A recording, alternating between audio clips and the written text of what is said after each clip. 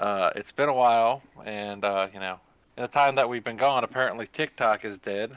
But it's not dead. The Argel Talk podcast. Against all odds, Against all odds, we are back by the surviving. demands of absolutely nobody. Yes, the people, all maybe one or two of them. The person. Yes, our one listener. Oh, hold on, buddy. Hold on, dearie. We're coming. Help is on the way. That's right. In the form of a tier listing and scoring of the Legion consoles. Because there are so damn many of them, and you never know which ones you want to use or which ones you don't until you do it. Sometimes you don't even know what they all do. That's right. So today we are going to break them down. Going to break them down, rank them, shit all over them as much as we can. We're going to break it down, sexual style, see what's hot, what's not. That's right. And who's got crotch rot? Looking at you, Space Wolves. Definitely them.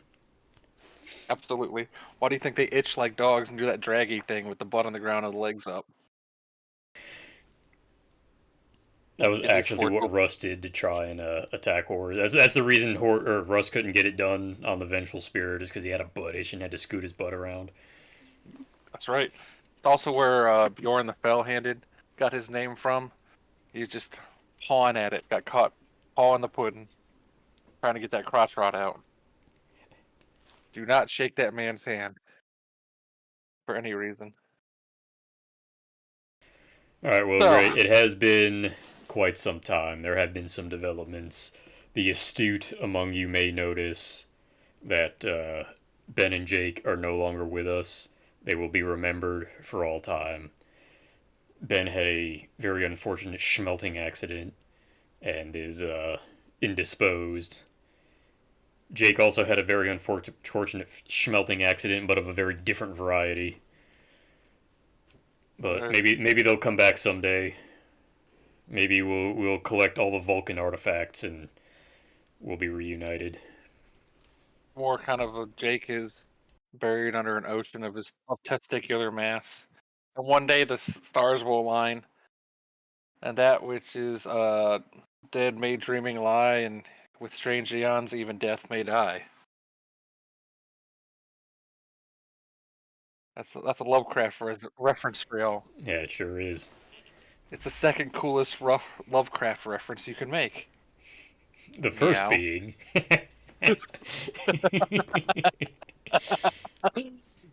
So what have you been up to in the long winter, hobby wise?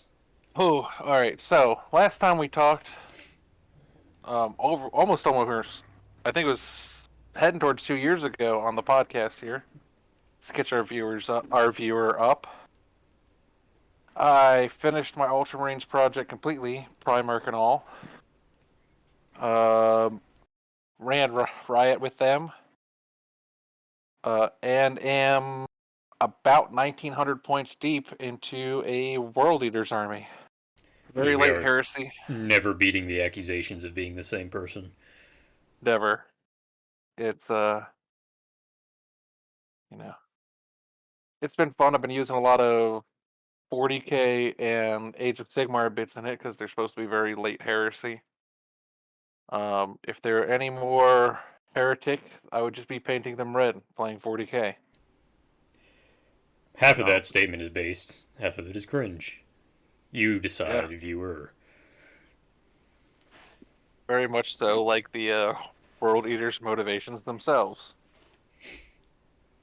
How about you? Catch the viewers up, Eric. I feel like it hasn't been quite as much. I think I've painted a little bit of World Eater stuff. The biggest thing is my Demon Army. I've got two full 3K lists. There's a lot of overlap in there. Uh, the centerpiece, of course, being the man himself, Cabanda, who is a phenomenal model and tabletop unit. Got to use him against Sanguinius the other day, and I've rolled it like independently for myself a bunch of times, but I got to see it in action, and It was close because of the Dawnbreaker retinue, but straight up 1v1 Cabana slays, and he did. He does indeed. But the Cabana is maybe the strongest single model in the game, in my opinion. In a I don't know, in a man. The vacuum, I lion think he's kind of ran roughshod over him. who? The lion. The lion is very good. The lion also has his boyfriends with him, but Cabana has too much hate in his heart to join any units. That's fair. I've also I'm got not. the other half of that army is instead of going just simply the traditional corn route, which naturally I did, but I'm also got a second etheric dominion using the Ravenous Dissolution etheric dominion, and it's all modeled with like boars and 40k squigs. No orcs, just squigs. Pigs and squigs, Pigs and baby. squigs. Gork, mork, and pork, as it were. And for our viewers out there, he has made a unit of harriers that are pigs that fly, and they are probably the most adorable unit I've ever seen. Oh yeah, they've done very poorly for me in game. I know Gray, you rate them very highly, but Thank you. they are just a joy to see strutting up the battlefield. Yeah, you know, it's all about what you're up against. The smaller demons basically do nothing but die against Marines. And for our viewers at home, it's harriers with guns, is what they are. Yes, They're harriers with the what are they, bone spitters or whatever they were called, bone spitters last edition. What are they this and they're edition? just immaterial projectiles Immaterial or ethereal, projectiles, something like that. something like that. So ghost bolters. Yeah, They're fantastic against mortals, not so much against marines. But if it ties up something and someone takes the bait and sends marines after them, just leaves more time for brutes to get in. So yeah. I think they're good. I, But I just find it weird that you can only take them in 10. You don't get to increase that number. You don't get to decrease that number. It's 10 or it's 0. they're for nothing, baby. Yeah. So But getting go ahead. oh, I was gonna say, do you have a pick of the week or the century, as it were? I have both. I do have a pick of the year, and at the risk of sounding like a hype boy, which I am not, I'm gonna say the entirety of the LVO releases. There just wasn't a miss in there. The weakest release of them all was probably the blind Bray Shaman. It was weak by virtue of just being an okay, fine, decent character model for Beastmen. That's the low end of what they put out, I feel like. The high end probably being either the Necromunda stuff, the Ashway stuff, or the Emperor's Children release. Yeah, the Emperor's Children stuff did look pretty good. Yeah, it was a long time coming. They haven't gotten anything new since I don't even Lucius. think Noise Marines were in plastic. No, they were still fine cast. Yeah, and like an Or maybe upgrade they might have sprue. even been white metal. No, Some I think some they portion. just had an upgrade sprue. It Yeah, was like put these on but it was your Chaos Marines. yeah, and which had stopped being compatible like 3 years ago Yeah, because they changed the way the Chaos Space Marine sprues went. So they're a pain in the ass to use, and they hadn't gotten the last new model that they had gotten in 40K was the 2000. I want to say six Lucius model. It was either 2003 or 2006 that the old Lucius model came out. That was the last new model they had gotten in 40K. That's released yet, anyways. So this was a super overhaul. I feel like they might have actually took care of them better than they did um, Thousand Suns or World Eaters. I think Emperor's Children got took care of better than both of those. yeah. World Definitely a win. Eaters kind of didn't get very much. Like they're a functioning army from what I can tell, um, having only played ninth or 10th, like a handful of games. Right. But there's, yeah, it's Berserkers, it's the 8 bound, the possessed guys, and like that's kind of it, and Angron. So Oh, you got. I think there's you like got two more four kits. unique data sheets in in that army listing. Yeah, I think you got the guy in the Juggernaut, and then the cultists. What are they, jackals or something? Yeah, No one uses them; they suck. which Um, not even a unit on the Juggernauts, just the one guy. He's just up there by himself, and he just runs alongside whoever he's attached to, and is like, yeah, sucks to be you guys walking, which is nerds. still twice as many models as the Thousand Suns got. So they really just got Magnus, um, Airman, Timu Airman, and then Dust Boys in Power Armor or Terminator Armor, and that's pretty much it. The rest is just I don't know, man. Shove your AOS army and just hope for the best. No, I mean they do have that Mutalised Vortex Beast. I have no idea what it does, or if anyone ever uses it, but it Uh, exists, and so does Zangers. And I know Zangers are probably not very good because they insisted on putting them in every fucking Thousand Suns box to ever exist, meaning they had to move they, that stock. they weren't good in Age of Sigmar. I can't. I don't think they were. I think they were even worse in 40k. I know in Eighth they were bad. They were. No one was taking them that I saw. The Mutalith. The only time I saw it on the table, all it did was blow up. So Fair enough. for what that's worth. What that's worth. No, the Emperors showed them her peak. They're on point. It's beautiful. The Ash Waste Nomads are fantastic. Um, I will be using those in a future project that has nothing to do with Necromunda. It's gonna be a good time. What's your pick of the year? As far as like the whole year goes, I don't know that anything in like the long way really jumps out. We went a long time with like just very piecemeal things for heresy, but I'll say it, 40k Fulgrim is looking pretty good. I Yeah, rather he's. like it. I do think like the Forge World model is a lot more grandiose, and he's gonna look better sitting on your shelf. Sure, but like number one, you're never getting that guy to the table. Like Cabanda's hard enough to transport. I can't even fucking imagine those long spindly wings. I Probably think he's twice as taller than tall. Cabanda. I'm sure Yeah, he is, no doubt. And I think I prefer the snake body on 40k Fulgrim, just for that, like even the possibility of making it look wet, glistening, and membranous. Because the Heresy one has all the armor plates all the way down, and then yeah, 40k one has like that full Grussi just stretched open, yeah. Just naked, full cloaca time, baby. just Um, in your face. I thought of it. I actually just thought of it because I liked the Fulgrim model when it came out, but nothing for Heresy, but nothing about it made me like, oh, I have to buy this right now. I need it. Especially not the army rules.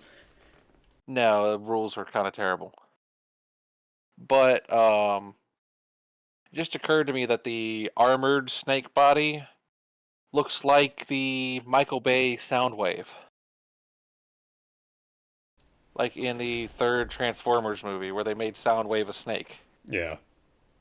So now that I've thought of it, I can't unsee it, and hopefully the five of you that hear this are also brain rotted like that now, just poisoned. But yeah, it's not great. The I agree with you that 40k one is great. If I ever run 30k program, it will be with the 40k model. Yeah. Just a better model.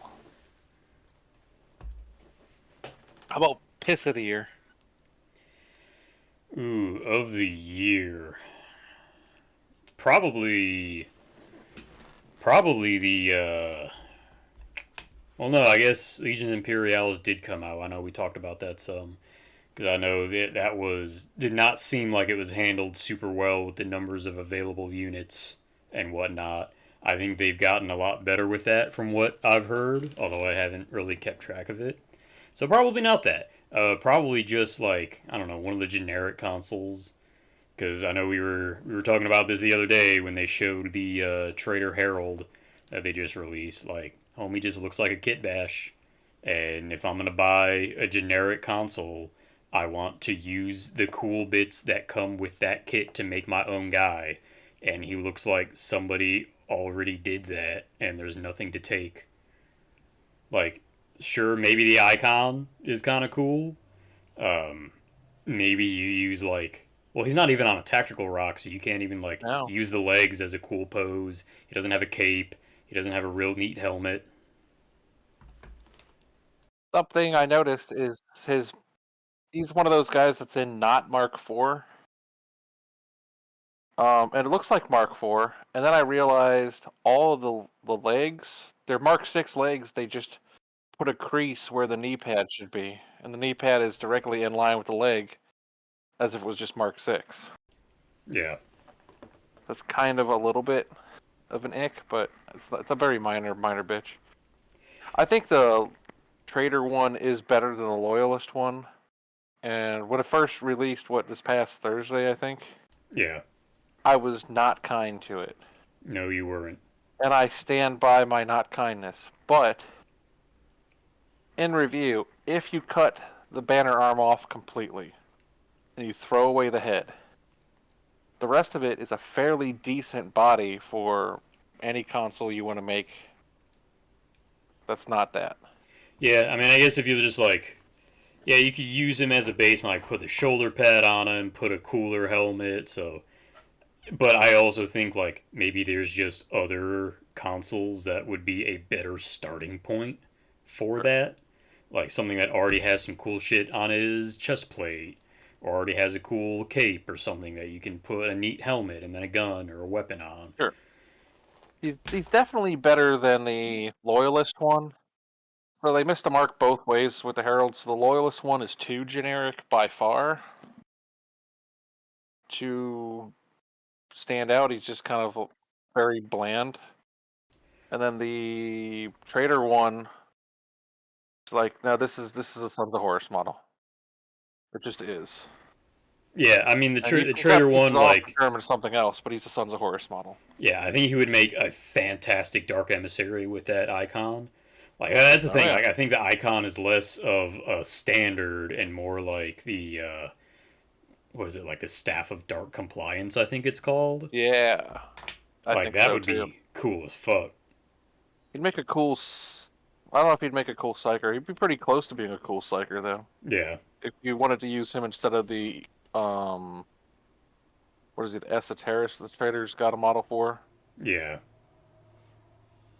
but he's not super great, and he doesn't his design doesn't work for a good chunk of the trader legions. Yeah, yeah, I can see that because It wouldn't work for Thousand Sons, wouldn't work for Emperor's Children.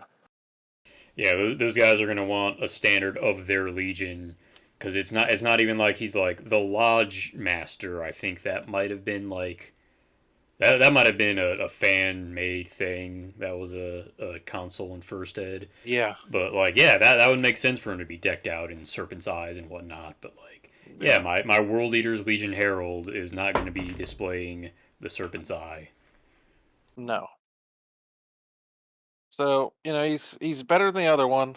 I'll give him that credit, which I didn't give him earlier this week amongst our group, but he's not much. Although I do have a bigger piss myself as far as individual consoles in the last year. Do tell. The Trader Champion. I have to re-look at what that guy looks like. The Trader Champion is a great looking Colts 3D non copyright infringing model.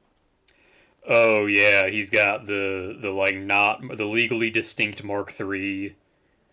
Right, he doesn't look like a Forge World or Games Workshop model. He looks like Yeah, if you told me that guy came from like Mantic Games or something, I would believe you. right. Yeah, there's nothing particularly 40K. He's vaguely 40K shaped. Like he's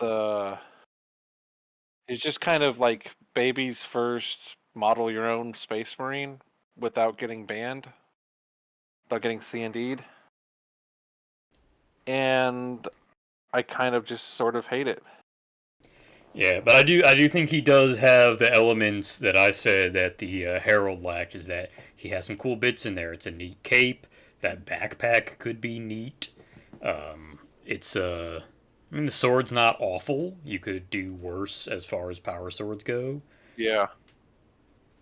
I honestly think if you took a bunch of his bits, And the helmet, like, I like the helmet. It's basically just the chest plate and legs. yeah, I think you could actually use a fair amount of his bits with their angularness for Iron Warrior, or Iron Hands, excuse me. I think they would fit, a lot of the bits would fit on Iron Hands. Yeah.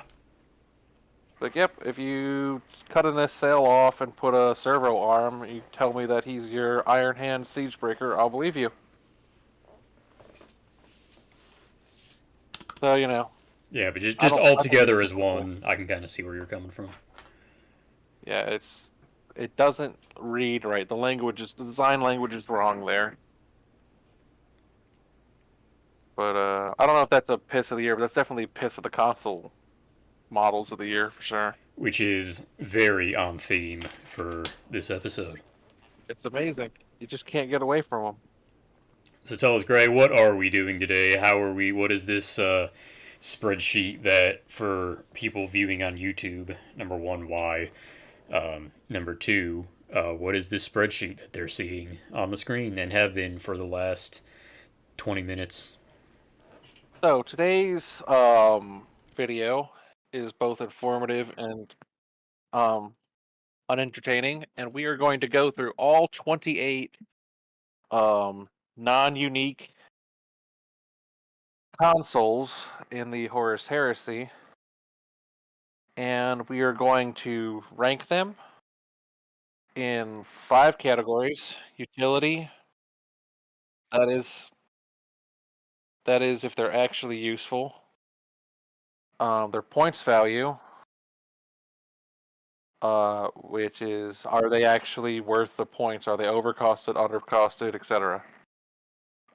War gear they have access to. How versatile are they? Are they a one-trick pony, can they pull double duty? And then rule of cool, or cool factor in the end. And both of us sat and thought about them. In each of these categories, we're going to decide. We're going to assign between 1 and 5 points. We'll add that up.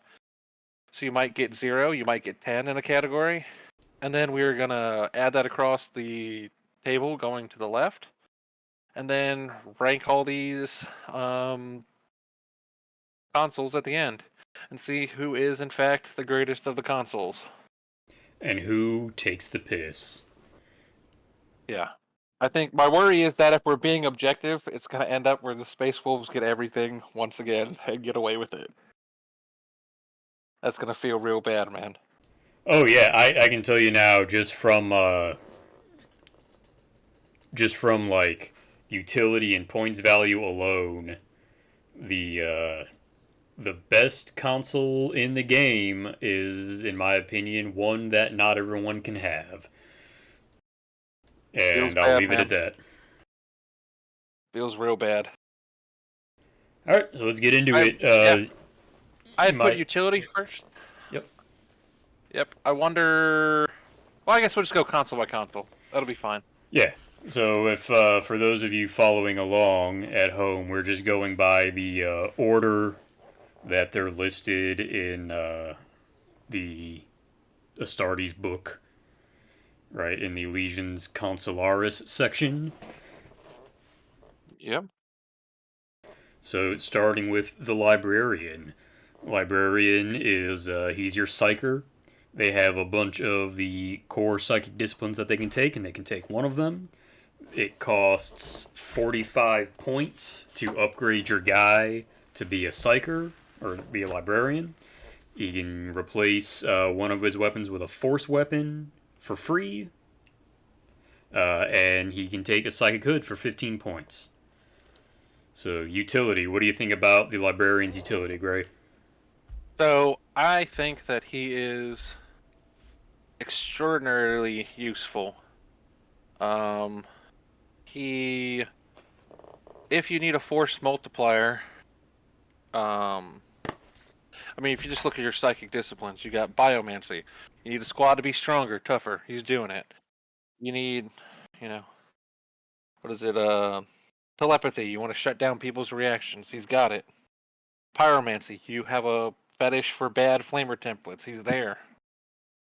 Like, Like shit, you he's can even definitely heal guys with thaumaturgy. exactly. And I think the psychic hood in those niche situations where you're gonna come up against other psychers is worthwhile. He helps you to try to make life harder for them. Yeah, I'll And bring it up a little more once we get to War Gear, but the Psychic Hood is basically the submarine of Horus Heresy, and you'll understand what I mean when we get there. I think that the librarian for most legions is your go-to anti-demon challenge guy. Yes. I think he has to be.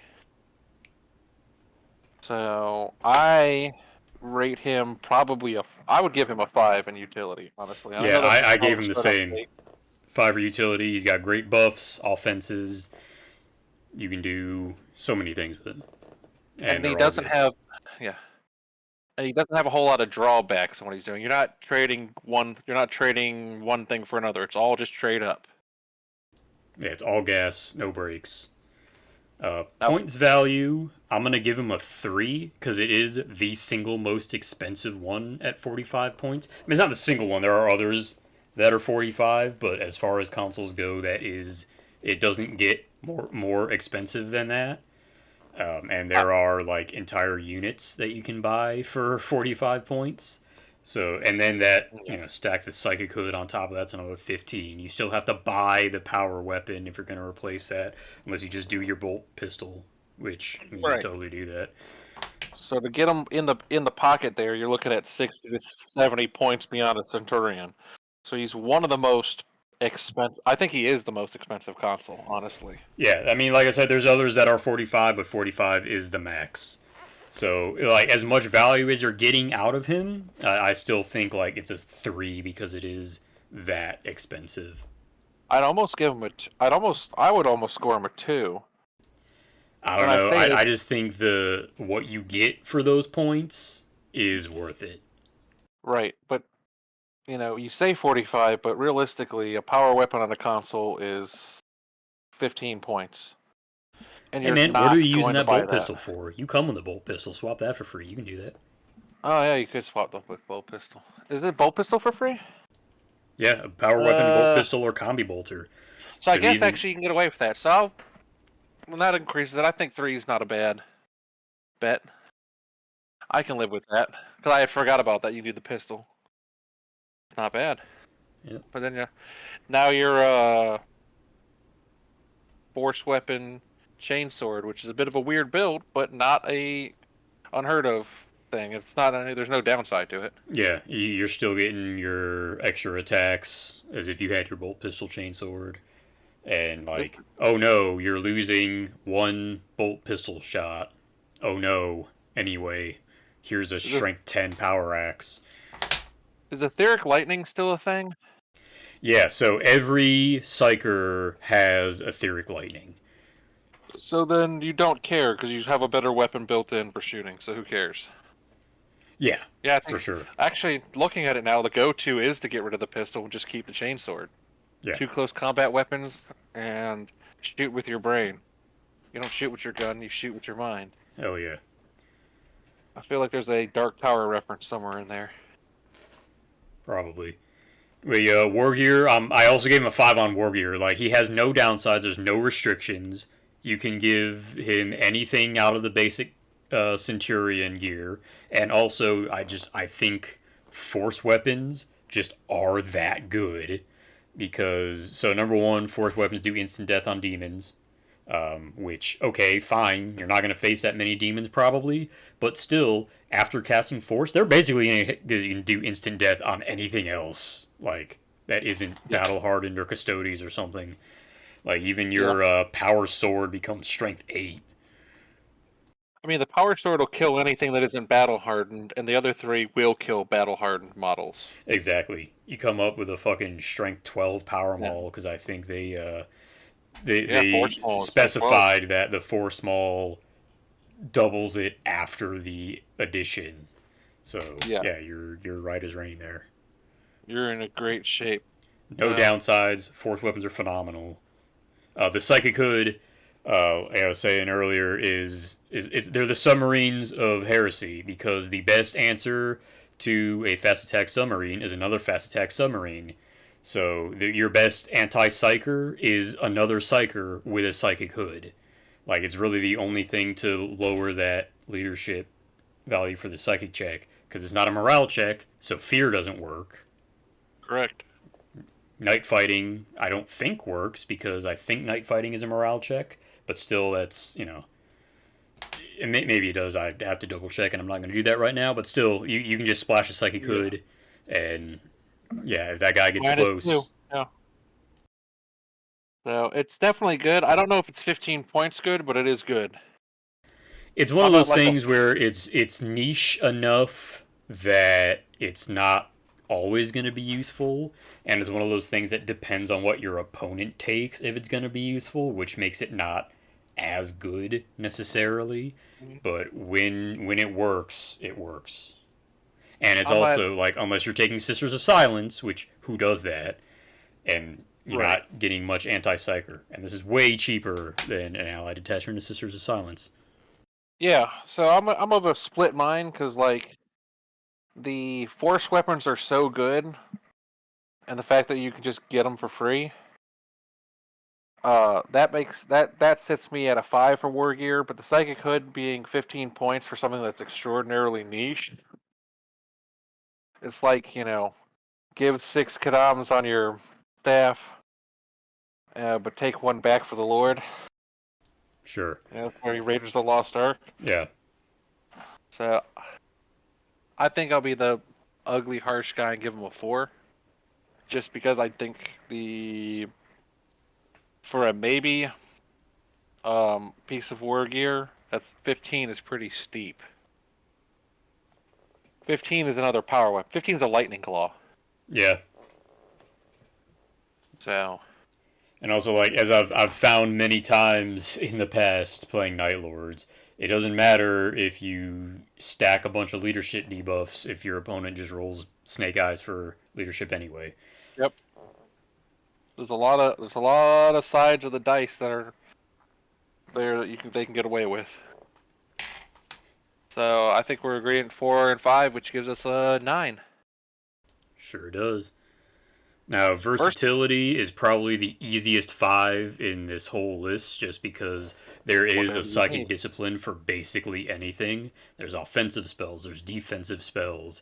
Everything has etheric lightning, so you don't Yeah, have to, worry about that. There's ones that have melee. There's melee spells for biomancy. There's, yeah. ranged attacks, healing spells and thaumaturgy. Like it's you just whatever you want this guy to do, he can do it probably.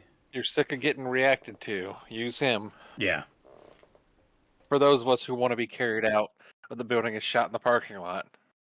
I mean, I have to agree with you. That's a 10. That's easy 10. Like, honestly, um, as far as versatility goes, he is the Spinal Tap of versatility. All right, Yeah, his for versatility goes sure. to 11. He's the man for all seasons. And this, I guess, probably ties back a little bit into War Gear. His lack of restrictions. You need him on a bike, he's on a bike. You need him on a jet bike because you hate yourself, he's on a jet bike. Jump pack, whatever you want him to do, he can take it. He's no restrictions. And He's then, the Anthony Bourdain, no limits, no reservations, whatever that was called. exactly. And if his life starts going bad, his head explodes. It's probably more apropos than you meant. Oh, jeez. When you're right, you're right. Hey, look, man. It is what it is. All right, how It's about been cool like factor? 6 years. What do you got for cool factor? I mean, I think they peg the cool factor, man. they're such a good model for, or they're such a good unit for modeling whatever you want. You want to make this guy look super creepy? Go creepy. You want to give him, I don't know, elf bits to say he's psychically tuned? Do it. Do whatever you want with him. He is super cool from a modeling standpoint, and he's cool from a lore standpoint. I'm See, gonna have to peg him up at 5. see, I'm gonna give him a 1 because fuck Psychers, blood for the blood god. I mean, you're right, but you are right, but he is, you know, I stand by what I said. We can disagree. Yep. So that gives us a total of 41. Did I do that right? I got 42 if we're counting the 11. So, so 41 with a tiebreaker 42. Secret 42. There you go, tiebreaker round. Hell yeah. Nah, he's a fucking. It's a fantastic unit, and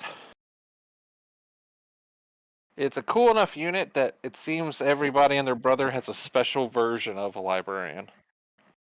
Yeah, of So all the Legion specific consoles that we'll get into, the one that is most like most of them you can kind of point to what to they came from originally, like they're a modified version of.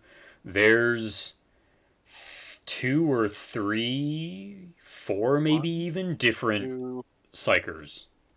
yeah, it's 4. What was it Caster, Emissary, Diabolist, Storm Caesar, Storm Seer? Storm Caesar, hell yeah. Hell yeah! The Dark Honestly, Emissary is not a psyker. oh, he's not. Oh, I said No. Diabolist. Oh yeah, yeah, Diabolist. Diabolist. And realistically, an Esoterist is a Yeah, he's kind of like he's a the librarian's little brother. yeah, he's the librarian that's really addicted to trains and dinosaurs and chicken nuggets. But He's got also one like don't focus. go to school tomorrow. Yeah. Oh, shit, you right, man. Uh, so then we get to the Mogger of Signals. Yeah, Master of Signals. So this guy, uh, you get to re-roll all your reserves as long as he's on the battlefield, and once per turn, any unit that takes a morale or pinning check can use this guy's leadership. He also comes for free with a Cognis Signum, a Vox Disruptor array to fuck with your opponent's reserves, an Augury Scanner, and a Nuncio Vox. What do Yeah, you it's think, pretty. Ray? So I mean, utility. I think he is probably a 4, and I say 4 because while you can put him with anybody for that sweet, you put him in any army and he'll do something. Your biggest bang for your buck is using him to play with reserves and using him to buff a heavy weapon squad.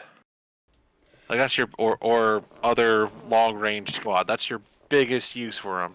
And he Yes. starts to fall off on return on the way back. He's also is he a 35 point upgrade?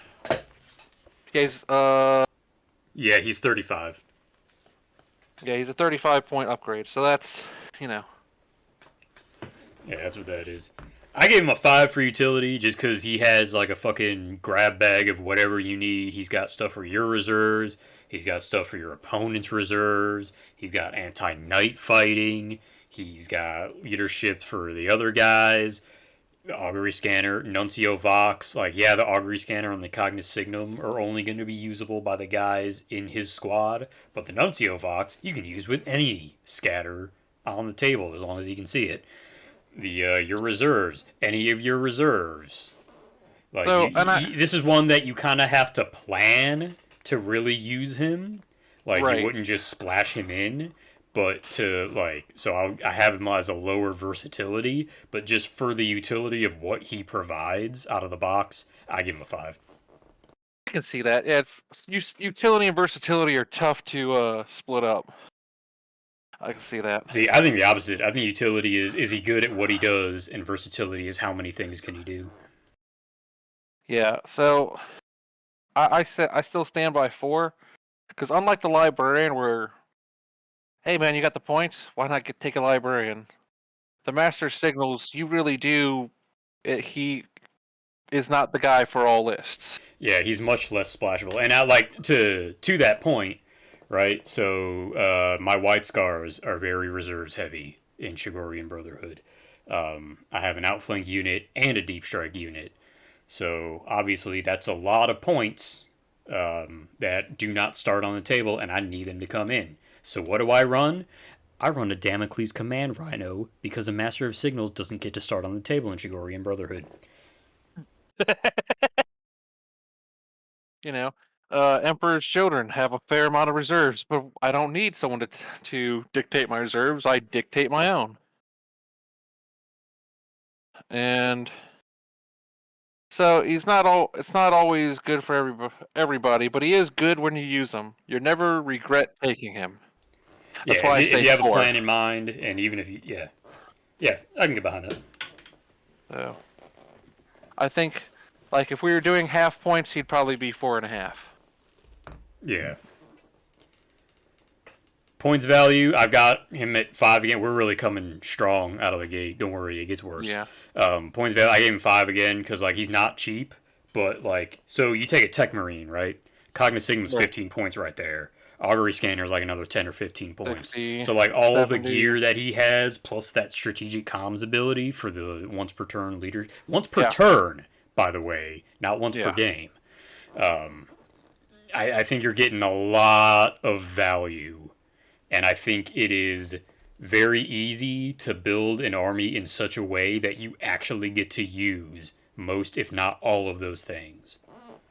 Yeah. I think he's. I'd get behind that. I think he's definitely high on the points value. I'm gonna give him a. He is expensive. He does do a lot of good stuff though. I 5 for do a lot of good stuff. Take 1 back for expensive on my side. So I would say 4. I'll be the harsh man. So you say 5, I say 4. He's That's already it. looking fairly strong. He's looking pretty good. Now, for War Gear, I gave him a 4 here. What he gets for free is really good. However, and this might fall more into versatility, but he has a lot of restrictions. So you can't give him a boarding shield. You can't give him a power or a combi weapon. Can't give him a power fist, a thunder hammer, or lightning claw. So like the heavy melee stuff. You can't put him on a bike or a jet bike. No So long like arms. yeah. So No rifles. No combi weapons, bolters. Does that mean you can't give him a nemesis bolter?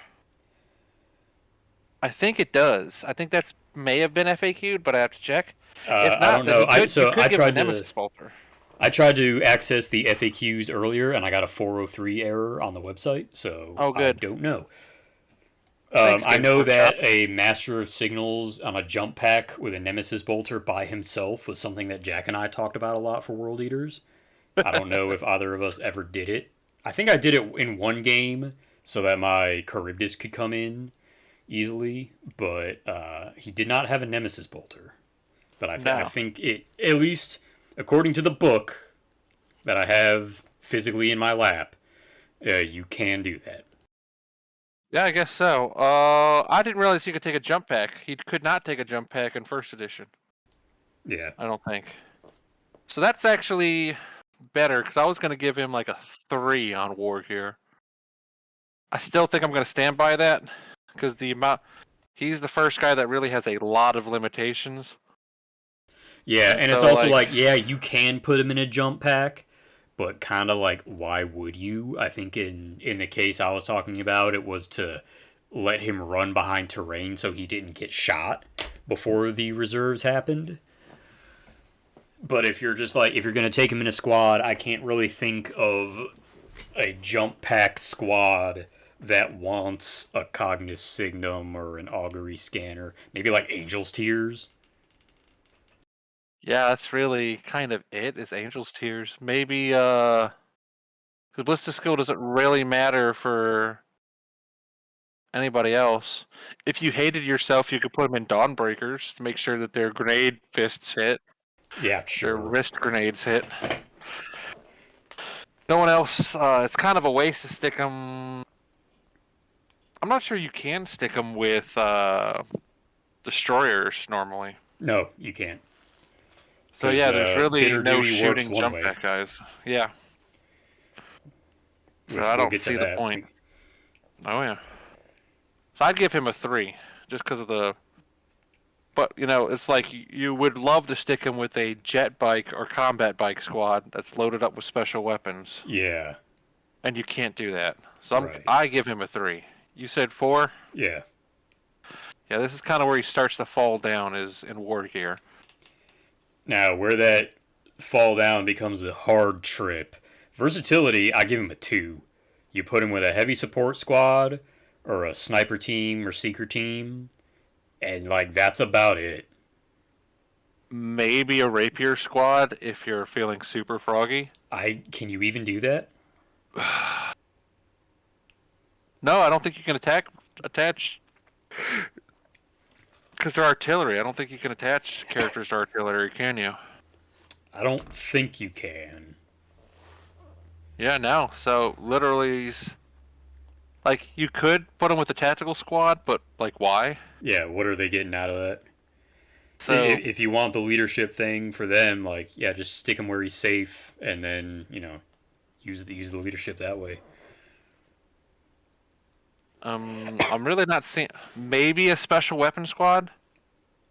Yeah, maybe Depends on the like a weapon. plasma guns. I don't know if I'd stick with plasma guns. I don't think plasma guns get anything out of it. Not really. Not being able I mean, to BS5 evade. is nice. BS5 is okay, but I think plasma guns are a good intercept possibility for that augury scanner. they are. I think he's better with the what is it? The not the Volkite Charger, the next one up. Calivers. Volkite Caliber, Yeah. um, Tactical Spore Squad. That would be killer. It's just 30 inches of hate Yeah. hitting on twos. But at that rate, I mean, that's basically like heavy support squad light. So Yeah.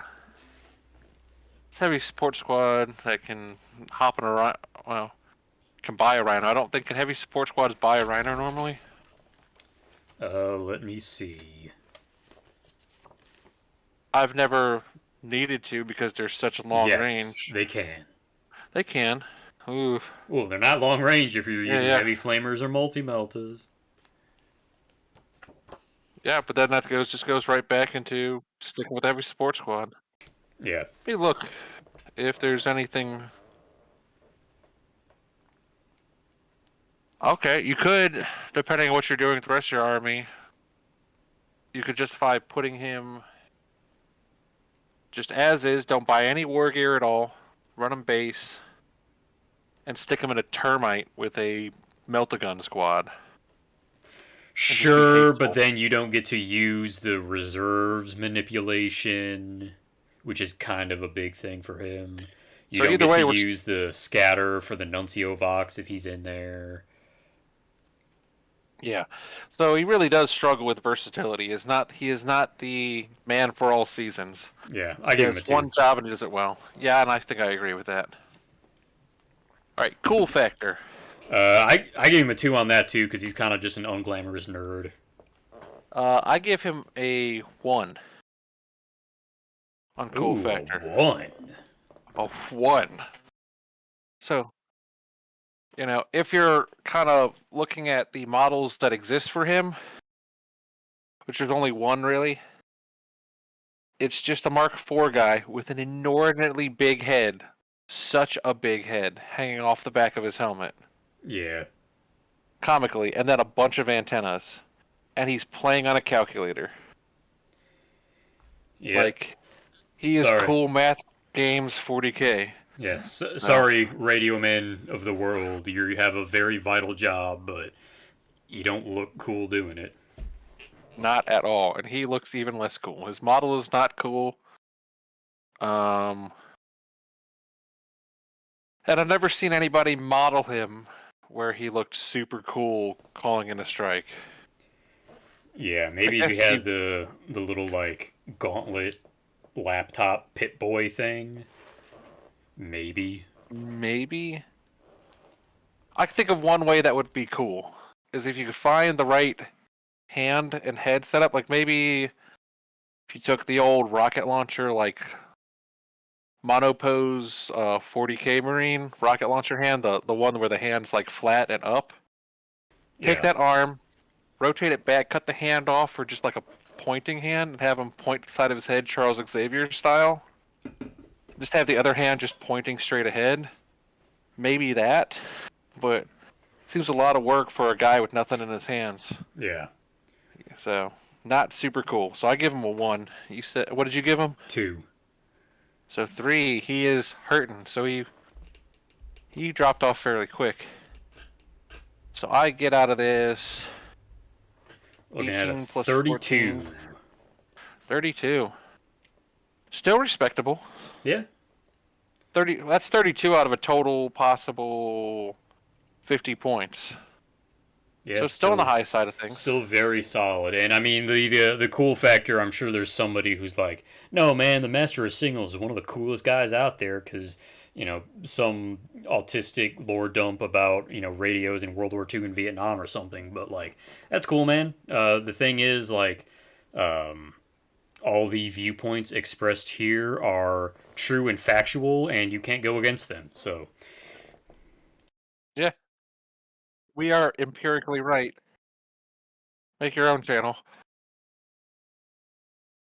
all right, so how about the ESO terrorist? He's another psyker, but he gets one discipline, and that discipline is both anti-scub and pro-scub, and by scub I mean demons. So if you run him as a traitor, you can bring up to 3, count 'em, 3 units of Ruinstorm demons, troops, or elites. That means you're going to take up to 3 brutes probably because that's one of the best units in the game. Hell yeah. Those guys have to start in reserves and can only enter by the Breach the Veil psychic power, which just is the thing that lets you summon demons. He also has a power that lets you make demons weaker and also can make the demons suffer perils of the warp, even if you fail. If you pass the psychic check, the demons suffer perils of the warp. If you fail the check, you suffer perils of the warp, and the demons also suffer perils of the warp. And then he has a psychic weapon that's fucking Assault 12 Deflagrate. Instant death on demons and always wounds demons on a 2+. Like, this is your demon killer psyker. Yeah, he's your at range. He really is. Shit, I didn't realize he was that good. Why does no one take him? Because he's only good against demons. So utility, I give him a 3. He has amazing anti-demon capability. If you're playing traders, he gives you access to demons, but he doesn't do anything else.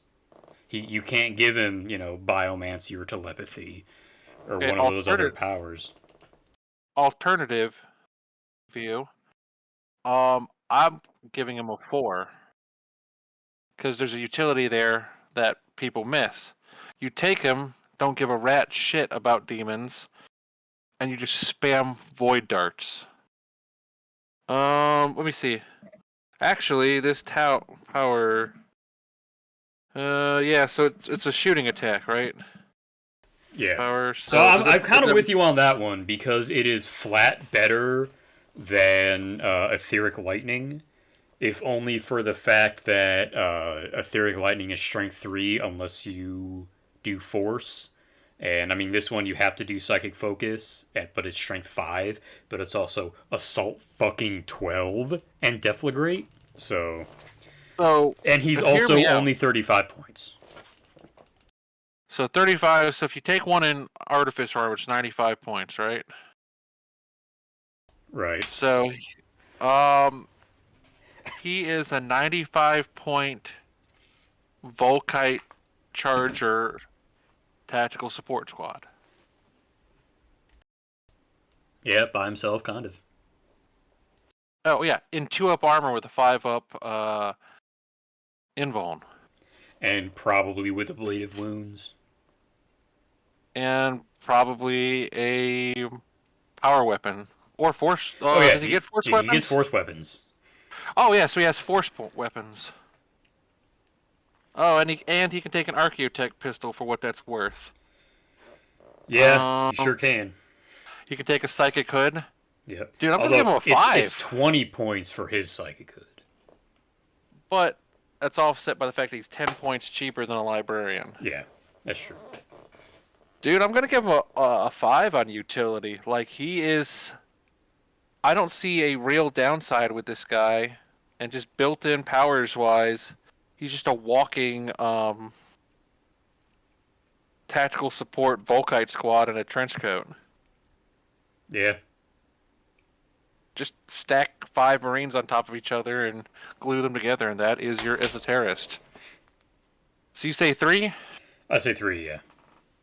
Yeah, I hadn't really looked at him much. Like, I did not realize how good Void Darts was. Ben, beware, you will be seeing esoterists in the future.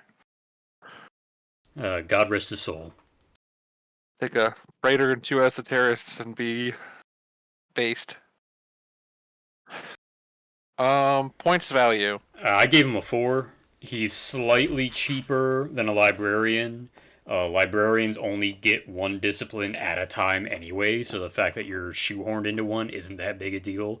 And he also gets the exact same force weapons. Yeah, I'll give you that. I think 4 is fine. His Psychic Hood is a little bit more expensive, but it's not a terrible thing. So yeah, I can live with that. Yeah, you know, All honestly right, thinking about it, I think if you were gonna take like a pyromancy psyker or whatever the other like offensive ones are, I think you're better off just taking this guy. he's better than the Pyromancy, I think.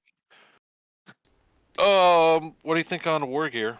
War Gear at 5 again. He's got the exact same force weapons. He's got the psychic hood. Um, Force weapons are just fucking cracked. He has no restrictions. So you can give him a bike, you can give him a boarding shield, you can give him, you know, whatever the fuck you want. He is the only generic console I think that can take an Archaeotech pistol. So You that's may be right. that's kind of cool. It's cool. The Archaeotech pistol isn't as good as it was last edition, but it's not useless. So yeah, I'd buy that for $1. Better it's better than a bolt pistol. Yeah. And he gets it for 10 points, so it's Yep. either cheaper or the same cost as a Praetor pays for it. Uh, Yeah, it's less than a Praetor. Praetor's yeah, he 15. gets it cheaper than a Praetor gets it. I'd give him probably a 4 on War Gear. So what do you give him? 5. 5. Yeah, actually, I could say 5. I think I can believe in that. There's no real downside. Oh yeah, you can put them on bikes, jetpacks, jet bikes, whatever you want. Yeah. Terminator armor, whatever. Yeah. No downside. All right, versatility. I gave him a 2. He kills demons, and I mean, yeah, he does some Volkite, and that's it. Like he summons demons, he kills demons. Honestly, if you're a loyalist, going back to points value, actually, I think I need to drop my points value because I just realized this. If you take him as a loyalist, you don't get to take demons, but you also don't get a points cut. That's true. So you're actually kind of hamstringing yourself that way. If you want, I can drop you a point there. Yeah, yeah, draw me a point there. All right. Be a little I think that's retroactive. I think that's valid. You said 2. I'm gonna say 3. Yeah. I think you don't have to take him for the demon summoning. Like that's what he's designed for. But just taking him for the void darts. It's like, oh, okay, here's my squad of dudes that for whatever reason I'm having to walk up. Yeah, I got my transport shot out from underneath my elite combat squad and I'm walking up the table. Well, you know what? I think I'll return fire with my 18-inch Volkite gun. Yeah, because I mean, he is cheaper than a 5-man Volkite Charger Squad. Yeah. And you can have the other dudes around him to take some wounds. He might be the rare, we've talked about it before on the channel and in person. He might be the shooty console. You might be right.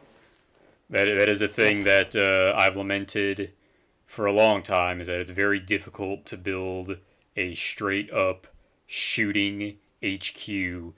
Praetor is typically what I'm thinking of, but it kind of is true for consoles as well, even looking at this list, which we'll get Yeah. to some the things that you might think are shooting HQs. But no, yeah, this guy with fucking Assault 12, Deflagrate, Strength 5, like, yeah, it's Yeah. pretty good.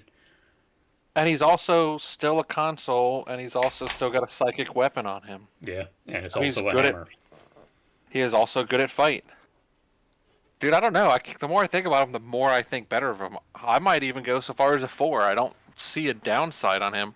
But yeah, you don't get demons. Okay, he's still not. He's still gonna put in work wherever you stick him. Yeah. All right, so you said 2, I said 4. That says 6. Then cool factor. I gave him a 3. He's a little cooler than the librarian, but he still is a filthy psyker. I mean, that's fair. Ooh. I'm gonna give him a 4 because he's. I don't have problems with psychers, but he's also.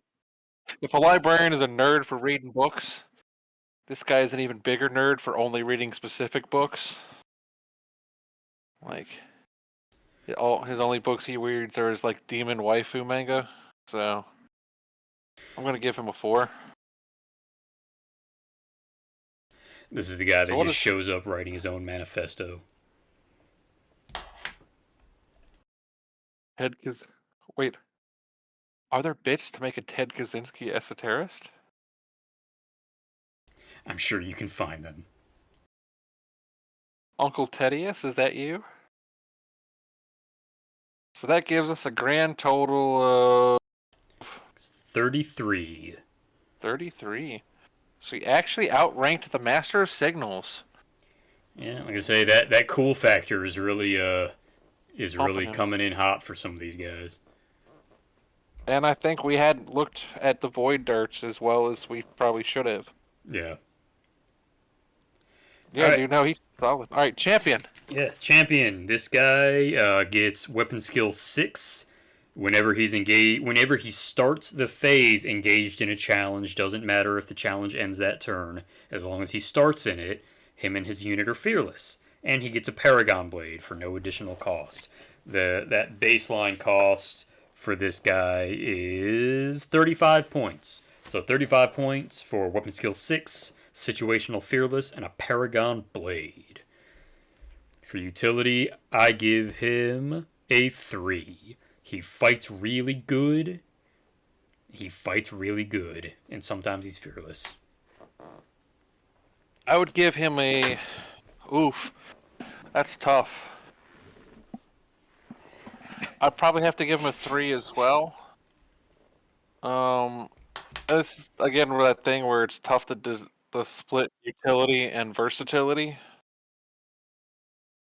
He fights really good, and you always need guys that fight good.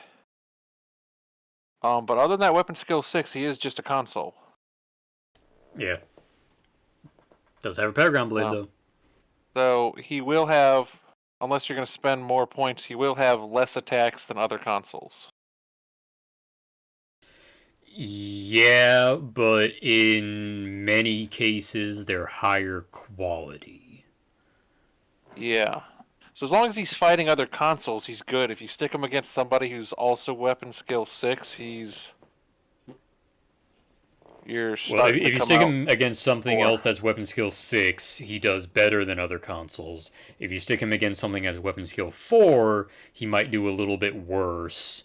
The thing is, he does have that, at initiative AP2 with Murderous Strike going for him, so this guy might, cut up some Legion Terminators. Sure. He'll lose a fight against a Praetor, but Well, he'd probably just go toe to toe with it, and I mean he has a worse invuln and fewer wounds. Fewer He's attacks. yeah. But yeah, I think he's there. He's there for the challenges, really. He's not there to Yeah. cut up swathes of chaff. He's there to Yeah. point at the biggest mother in the valley and say, "No, it's actually me." And he's good for protecting a Praetor if you're gonna attach him to your Death Star that your Praetor's in. Sure. I give him a I give him a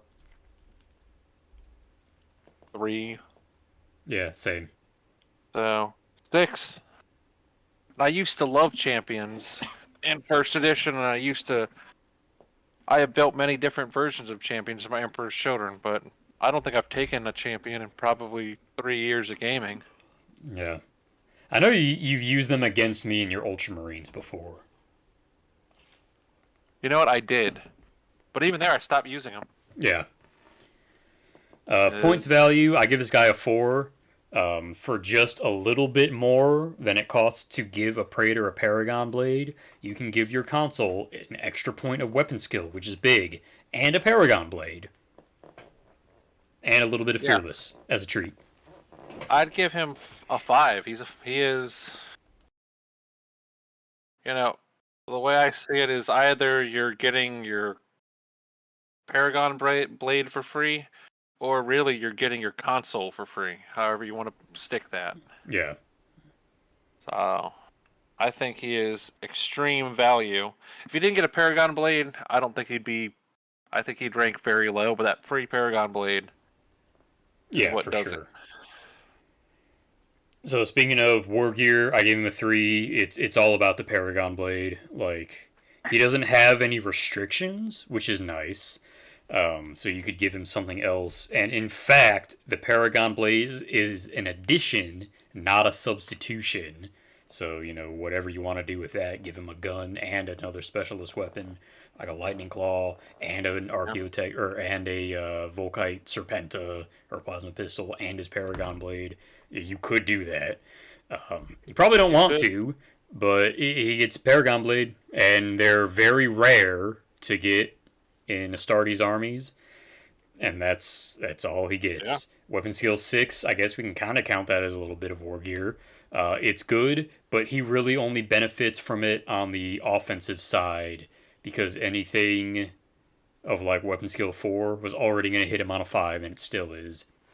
I guess anything that yeah, was weapon skill 5 is going to hurt him worse or yeah, be harder to hit him. But yeah.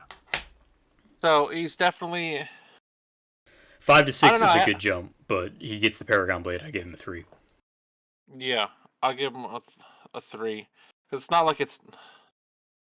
It is interesting because he's one of the few characters that you can just have 4 weapons on.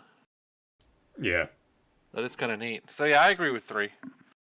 Again, that Paragon Blade is doing most of the carrying for the champion, realistically. Yeah, and honestly, like the Paragon Blade is good, and it's good that it is as rare as it is. But the number of times that I've had my Praetor just kind of wash out because it is only Strength 5, it's only instant death on 6s. Like the add initiative AP2 is huge, but when you're only one model, it's not like, oh man, this guy gets 1,000 Thunderhammers. Yeah, this guy is an icing model. He's not the cake. Right. And But that's why I think, it's going to make that challenge that he's going to be in better. yeah, I'd give him, and you may disagree with me, I give him a 1 for versatility. He only does one thing. Oh yeah, no, my notes are versatility 1, Unga Bunga Beat Stick. Yeah, alright, no, we're, okay, less, say less. He is 1. Cool factor, I give him a 4. Just because, like, yeah, maybe he's the Unga Bunga Beat Stick, but just the image of the Legion champion pointing at some guy and being like, you fucker, over here, now, and then cutting his head off is fucking awesome. It is awesome. I give 4, because that is super awesome. And it's 4 and not 5 for me because he is such so generic beat stick. It literally doesn't matter what model you use. You can take anything to say this is a champion. So I don't know. Maybe I'm being a hipster, but that's why he's only a 4 in my eyes. Yeah. I'd Every agree. console released for second edition Heresy, you can just say he's the champion, and I'll believe you. Yeah. All right, so that brings his cool factor to a total of 8, which is our highest cool factor so far, but a grand total of 31, which is our lowest so far. This is interesting. It's also interesting that when you put parentheses on things, they left justify in our chart here. Shut up, nerd. Anyway, so we had the Praetor Beatstick at home. Now we have the other wolf inside the Praetor, the Delegatus.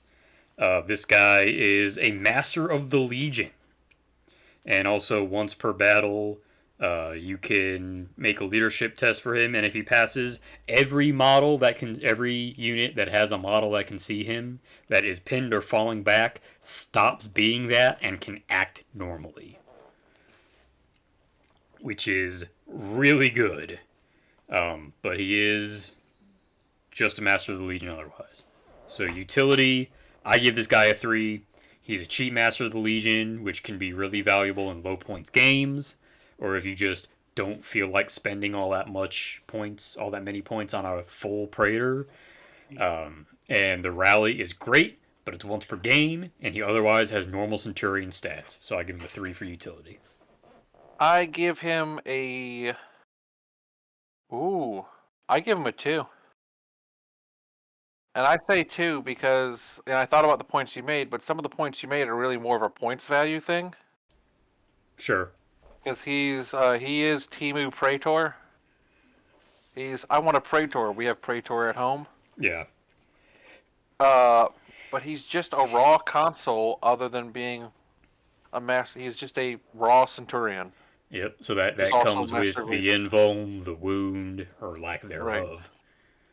Which is a one trick. He's got a one trick per game, and that trick is only helpful if you're losing.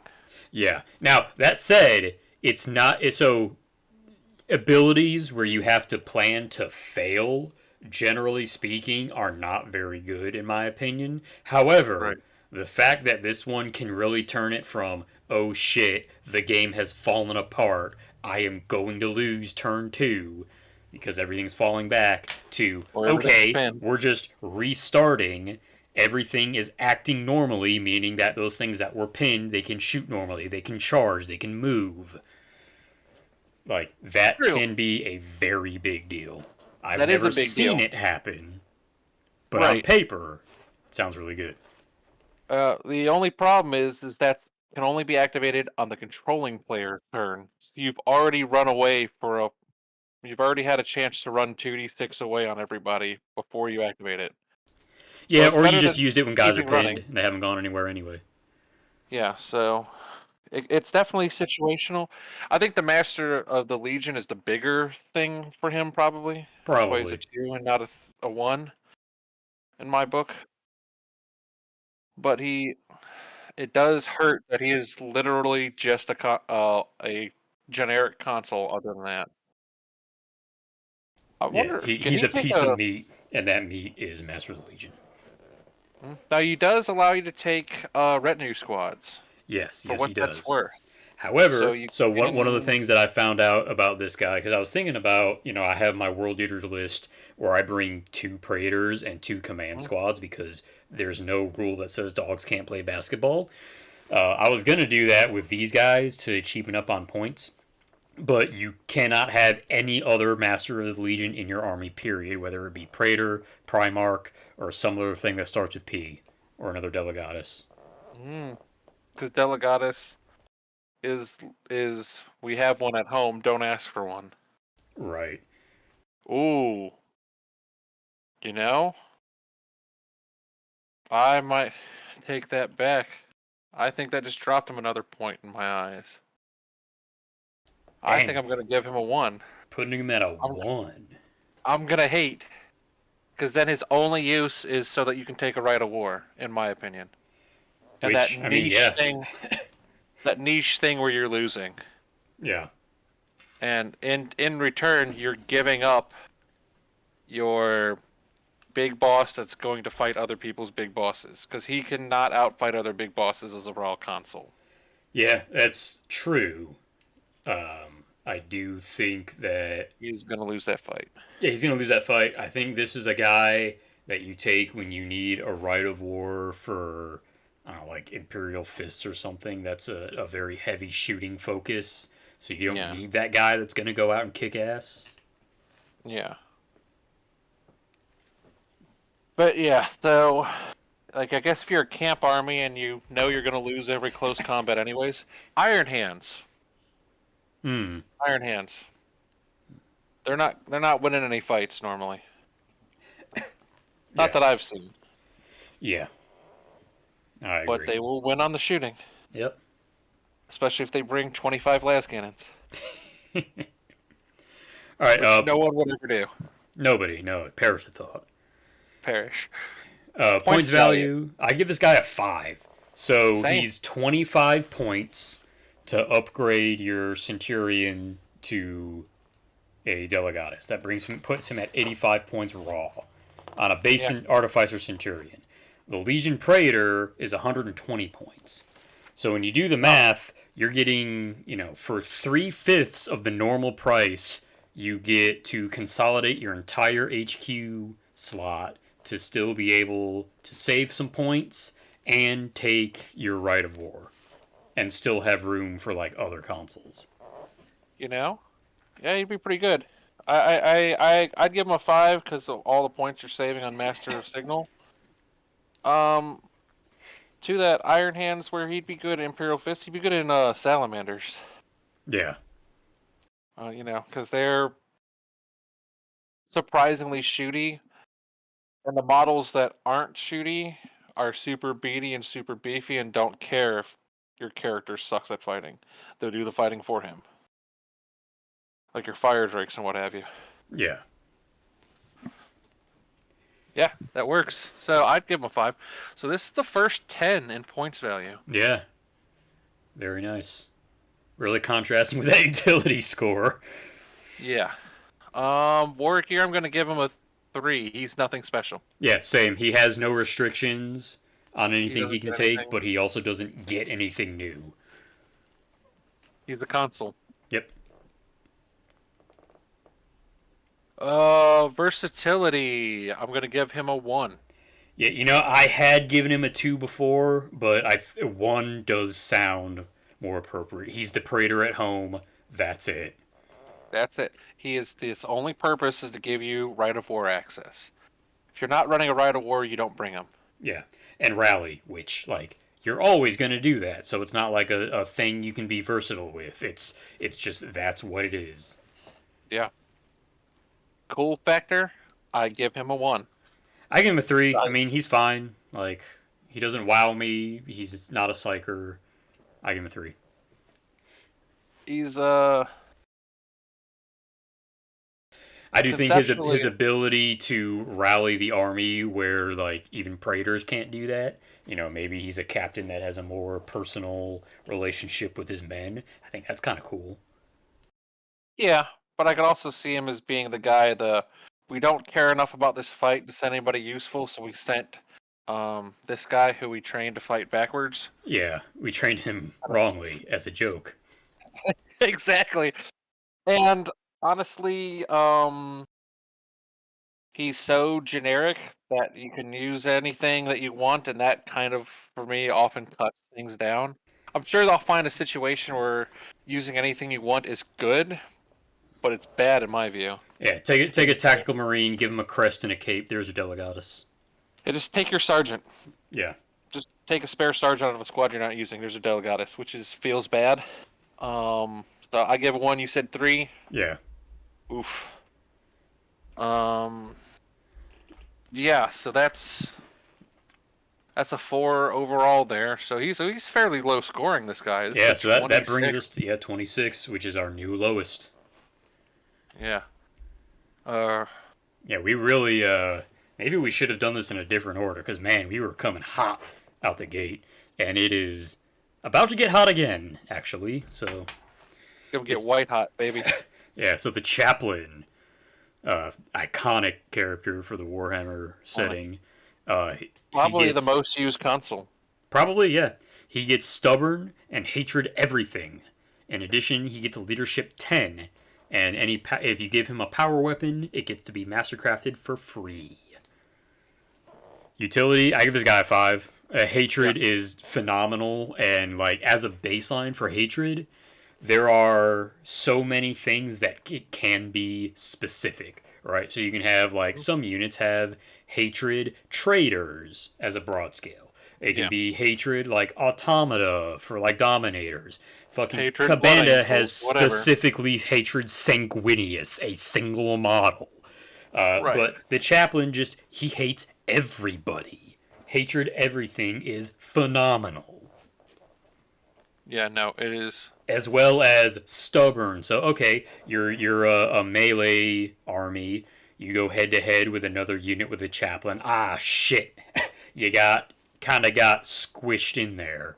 You know, you took a bunch of casualties. You're going to be taking your leadership check looking for snake eyes. Oh, wait, you're stubborn. No, you're not. By the way, the chaplain's leadership 10. You're not going anywhere. This guy's great. Yeah, no, he is fucking. And also, you are. Yeah, I was gonna. Well, actually, yeah, you already covered it. The leadership 10, stubborn and 10, because get fucked. I will actually say that the Mastercraft. Well, man, this may be a War Gear thing. The Mastercrafted thing doesn't matter as much.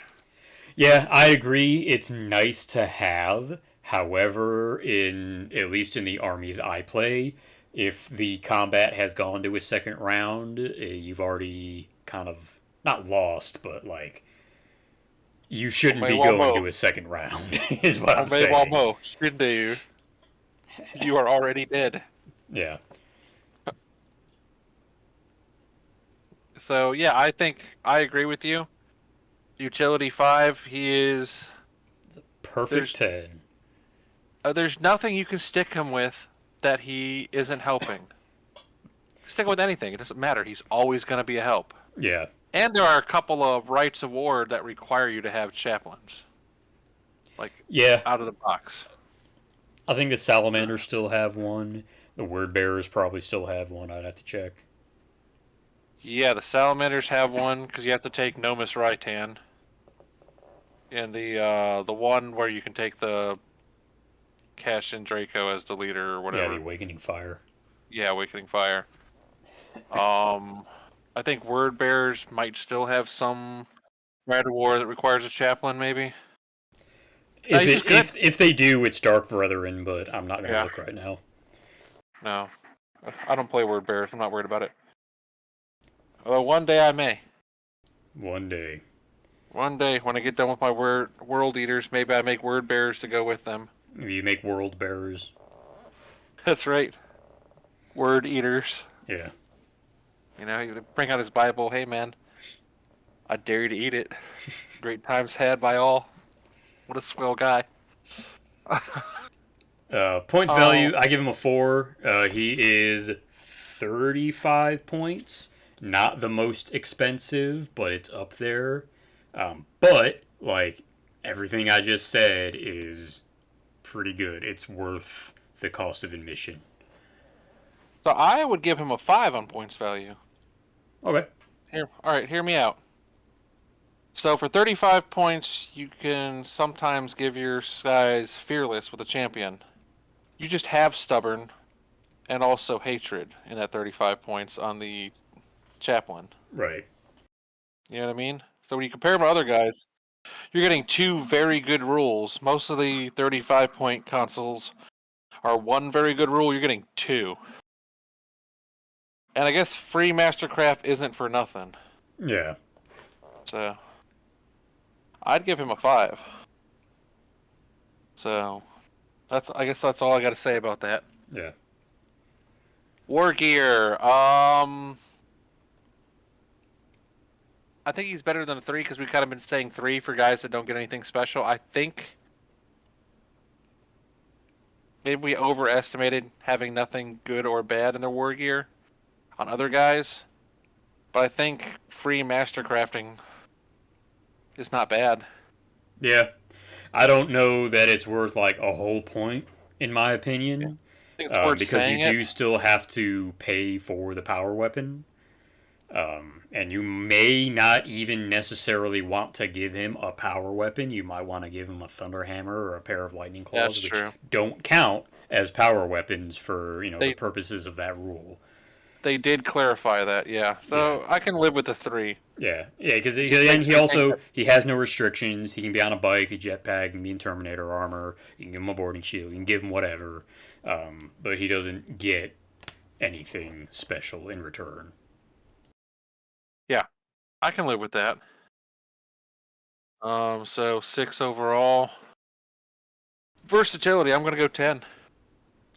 Or well, I'm gonna say I think I'm gonna go 5, which I think you may agree with. So I actually said 4. You can put him anywhere, and he's gonna be worthwhile. But he does work best in a melee squad. I think he's fine in a long range shooting squad. However, I think where you might come into some pitfalls, bear with me here, is like basic tacticals. Make it hard of the Legion if they're on an objective like they're supposed to be. They're already gonna have stubborn. They're not Ah, gonna have leadership 10, but but hear me out. So there's that thing where you know you're gonna get charged, right? right. So you just charge in anyways. Say here's a niche use. Sticking with sun killers. Sun killers have chainswords. Yeah. Use your advanced reaction, and now you're re-rolling your to hit and to wound. So you thought you were gonna get away with it and charged a squad of guys. Nope, they're gonna charge you, and they're gonna land a lot of you know wounds on you. Yeah. For instance, Yeah, which I think is what makes him a 4 and not the the champions 1, because you can put him in those non melee situations and he'll be good. yeah. So I think 5. I think he's just so there's no bad place to put him. Um, This hatred rule does extend to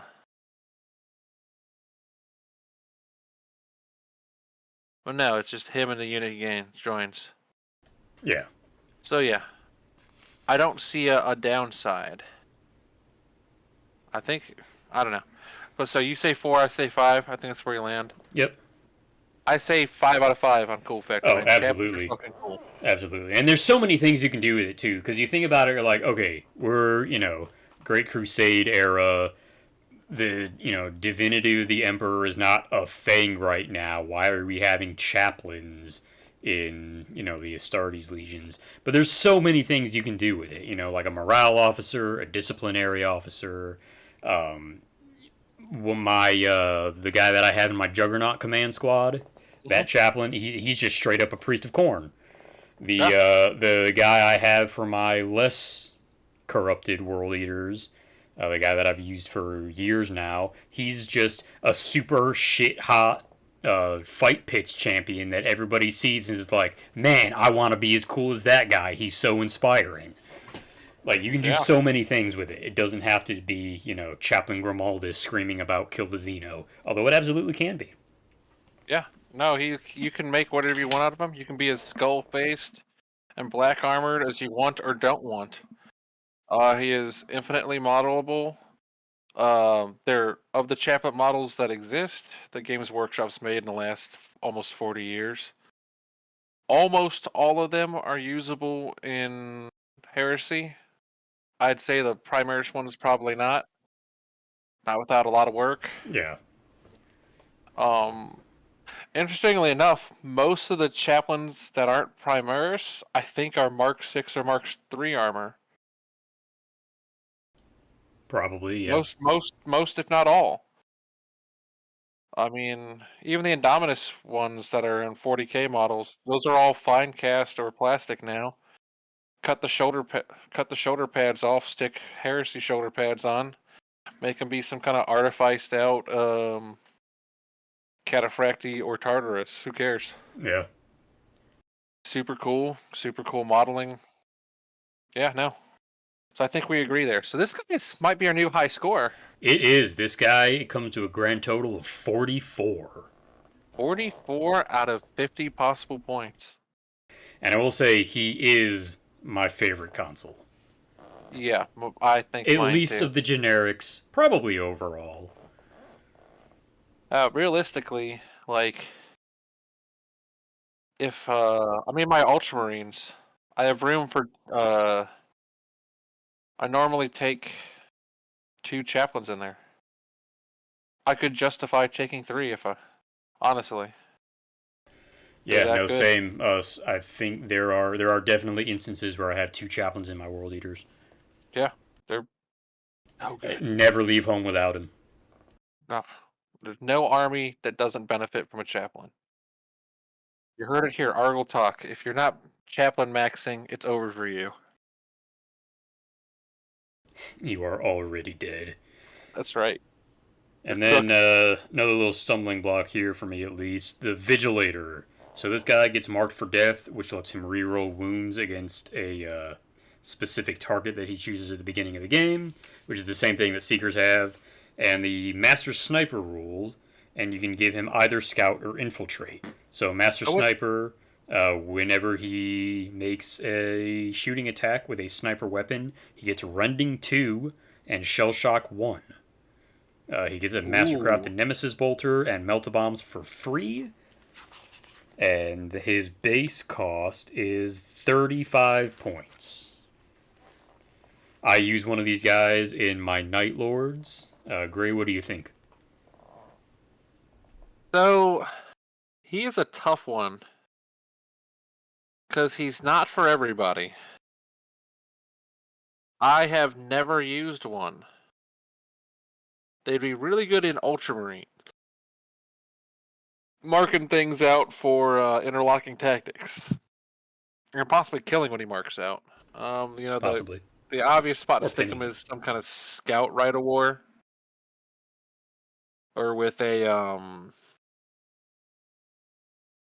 either a scout rite of war or with a recon marine squad with nemesis bolters.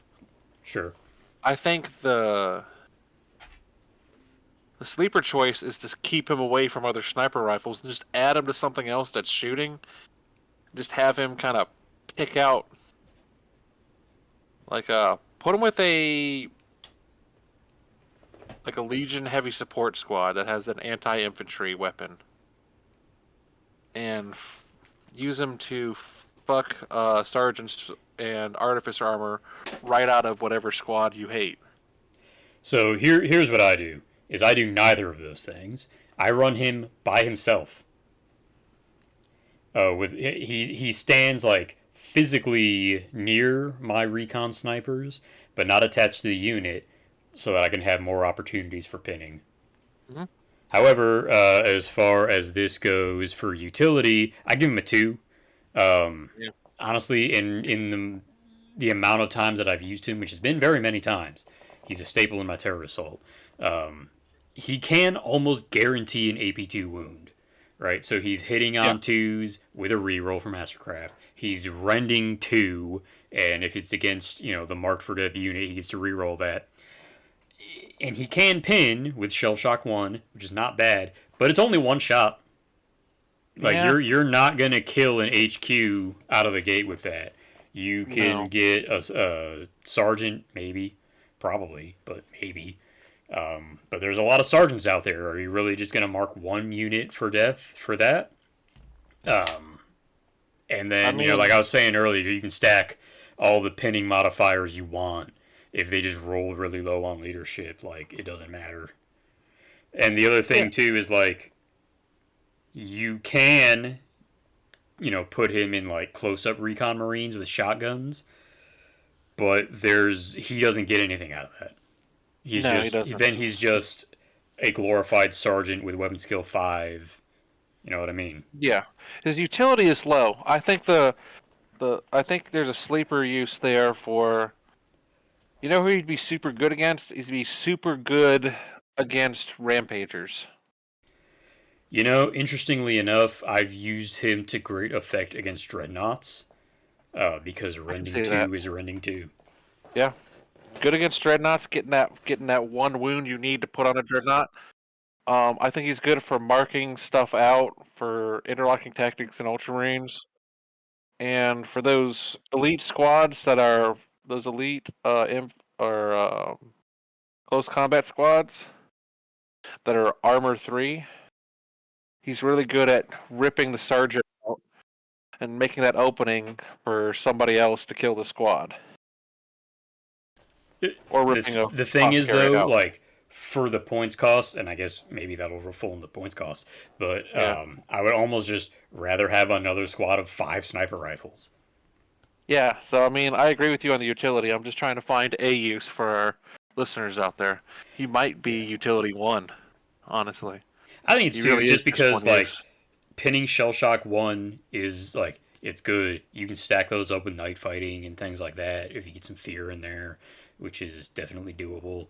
Um, but yeah, he's definitely not open and shut. You know, everyone's gonna get some use out of him like some of these other guys. Yeah. He's guaranteeing, almost guaranteeing you get that one wound in there where he won it, in my book. Yeah, You might get the pinning. Not everybody's got easy fear access. yeah. So he's fairly low on the utility. I'm going to go. I might go 4 on points value. Ooh, see, I went 2. He's the same points cost as a chaplain at a fraction of the use. But he is getting. He is getting 20 points of weapons for free. Yeah, And he's got rending 2 at range. I think that might be the only rending 2 in the game. as far Outside as of I'm special aware, yeah. characters. It's the only rending 2 in the game. He's doing shell shock. And I mean, he does have scout and infiltrate, which isn't nothing. You're gonna put him exactly where you want him to put that gun to use. Yeah. And 20 points of weapons for free. So you can either look at his free So, weapons or his well, so he gets scout 20 points of infiltrate weapons, and then there's 15 points left over, I guess, for master sniper and infiltrate. and scout. Yeah, Well, or not scout. nothing. Infiltrate or scout. Oh yeah, or ew. Kind of ew. I'm still gonna hold by it. Fuck it. All right. I think getting Nemesis Bolter for free, or whatever it is, however you want to break that down, I think he gets a lot for those 35 points. It's not always useful. YMMV. Yeah. So you said 2. I said 2. Yeah, he's that's like a low 4 in my book. Very low 4. Just to Yeah. clarify. War gear. I'm gonna have to probably go 4 again because he's got the rig. He is just a console, which would be a 3. But getting free melt the bombs and free sniper rifle, especially when he buffs that sniper rifle, is huge. Yeah. What did you give him? So I gave him a 3. The sniper shot is good, but he has a lot of restrictions as far as mobility goes. Interestingly enough, no restrictions on like weapons, or you can give this guy a boarding shield if you were weird and wanted to do that. But like he also he gets melta bombs and the sniper weapon. They don't really mix that well. Like I don't know that I have ever been in close combat with my vigilator. Fair enough. But if you do get into a situation where he gets charged by something, he can fight back. He does have the tools to fight back. He's not just a gun. Yeah, For what that's worth. If you have dreams of a Thunderhammer sniper rifle character, he is your guy. I that's guess. true. I don't know Now why the you the do thing that. too is we're talking about being heavily restricted. So like I've joked, half joked, thought about it seriously sometimes. Like you can give a Praetor a Nemesis bolter, Yeah. and you can put that guy on a bike.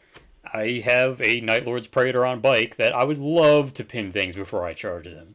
That would be if the Vigilator could do that with the Shell Shock. That'd be awesome. Yeah. But I mean, Because you being on can't a put them bike on a bike. makes. Yeah. Can't put them on a Being bike on or a a jetpack. and being on a bike lets you move and shoot heavy weapons, doesn't it? Well, just the fact that Centurions are relentless lets you do that Oh yeah, too. you're relentless anyways. Ooh. So I mean, he has his uses. Yeah. That's interesting. All right, neat. I think the versatility is fairly low here. I'm going for a 2. Oh, I'm going one. 1 to 2. He shoots one shot to try and pin, Yeah, that's and that's true. really all he does. Like, yes, he has the melta bombs, but like if he has to use them, you're already dead. I would You're just, in a bad shape. I would honestly just rather take another squad of recon marines. And if I didn't model a really neat vigilator for my night lords, that might be what I do. But I Yeah. also think 10 snipers in 2 separate squads might be a little bit too much. Yeah, 2. Yeah, that would be a lot. Uh, yeah, I think you're right, man. I think you've changed my mind there. Cool fact. Cool factor. I'm saying 3 because I'm you saying can 4. make him. You can model him cool, but realistically, like concept-wise, he's just a captain with a gun.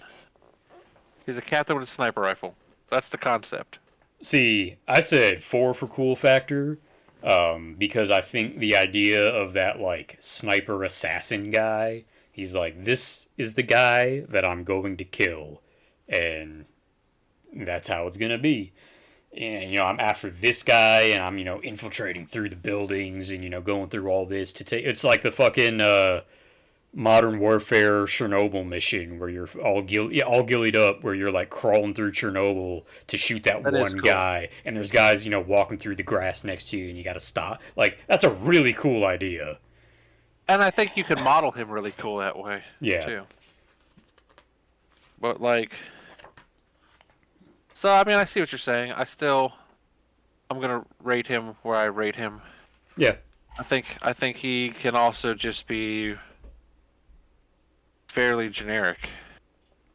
And I think the model they made for him is fairly generic. Honestly, I didn't even know they had a model for Vigilator specifically. Yeah. It just is a recon marine with a few more greeblies, Mark IV armor and all. Yeah.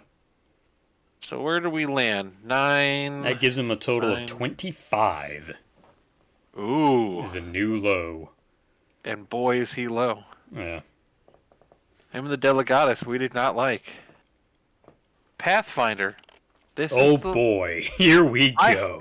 I have never seen a Pathfinder. Neither have I. Honestly, like, every couple of months I look up what the Pathfinder does and then promptly forget about it. Now, I will say, before we get into the whole discussion, Jake has made mention of wanting to use one of these in Thousand Suns and just be an absolute shithead with him, and it's a hilarious idea, but Just it's very niche specific. I'm just going to be that weirdo, super based. But yeah, the Pathfinder, he gains Scout, Infiltrate, Move Through Cover, and Pathfinder, which is automatically pass dangerous terrain checks. Before you look that up, because I know you're going to have to. And he also gets Movement 8 and gains the Skirmish subtype. All of that for 10 points. However, he must exchange his Artificer armor for Scout armor. And he also gets a Mastercrafted shotgun for free. Woo! And no bikes. And no bikes, no jump packs, no bitches. I give this guy 1 on utility. I'm gonna give it straight up. Yeah. No. Like he really only he's where the Vigilator may want to pair with Recon Marines or Seekers because they also have Mark for Death, and snipers.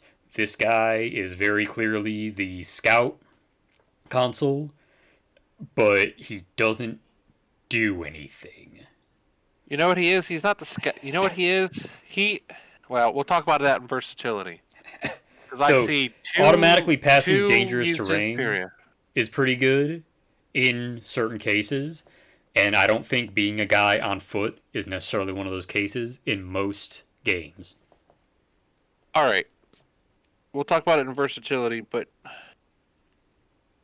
as far as utility, don't. He is one on utility. I agree with you. That's a fucking stinker. Yeah. Points value. I give him a 4, honestly. I Yeah, mean, he's no. 10 points, but he's a 4 because, like, why do you have to pay for this guy at all when you're getting straight up downgraded in your armor? Like, that is such a huge deal because you go from being able to, tank some wounds pretty reliably to having your armor save taken by heavy bolters. I'm gonna give him a 1. And you know why I give him a 1? What is it? So you are for 10 points, you're stripping off a 10-point upgrade. So you're paying 10 points to lose 10 points off a model. And you are getting a 2-point weapon for free. Shotguns are like 2 points, I think. Something Are they like 2 that. or 5? Yeah. Shotgun. Yes. So Yeah, 2 points for shotgun.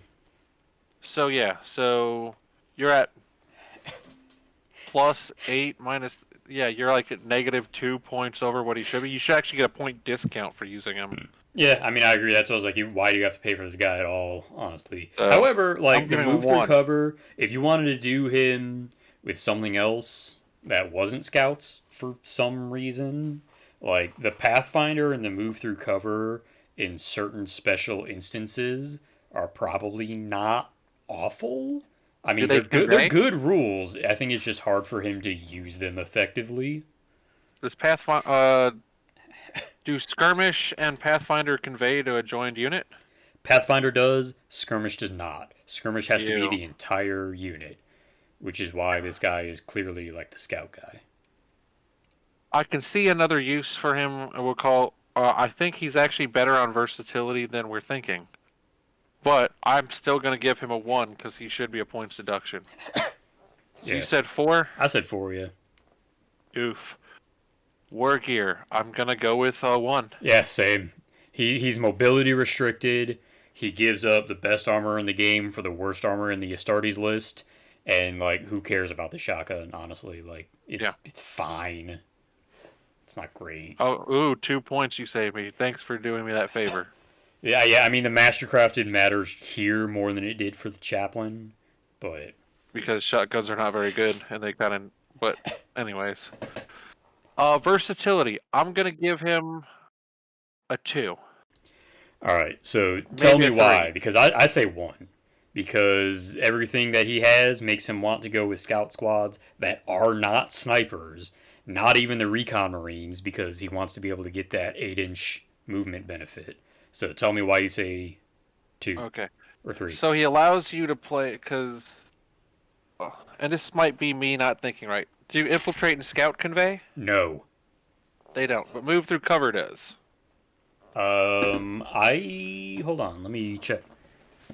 I think Pathfinder conveys. Pathfinder does, yes. All right. No, move through cover does not convey. Okay. Can he join a mortificator? No, nothing can join a mortificator.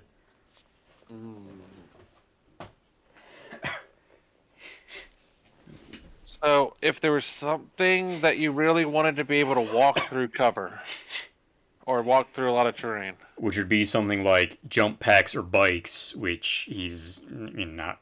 Unless they like link up with him, like unless a jump pack unit links up with him at the terrain they want to cross. Which honestly is kind of a really neat narrative idea. Like he's there to show them the way through that specific building or ruin. yeah, That's kind of neat. that's what he's doing. Narrative. But also, they're So I probably think just gonna fly over it. The bikes would go through it, but he can't join bikes. right, but he has movement 8. Yeah, like scouts are. Like he's the Yeah, scout guy. I'm. You're gonna give me. It's gonna be a hard sell to tell me that he's not the scout guy. he is the scout guy. I mean, so move through cover means you're also not taking a movement penalty when you go through the difficult terrain, right? Correct. Okay. Just spoiler blobs. So once All again, move through cover all does the not confer. Oh, right. The Pathfinder which data strain. Hmm. Yeah, I guess no.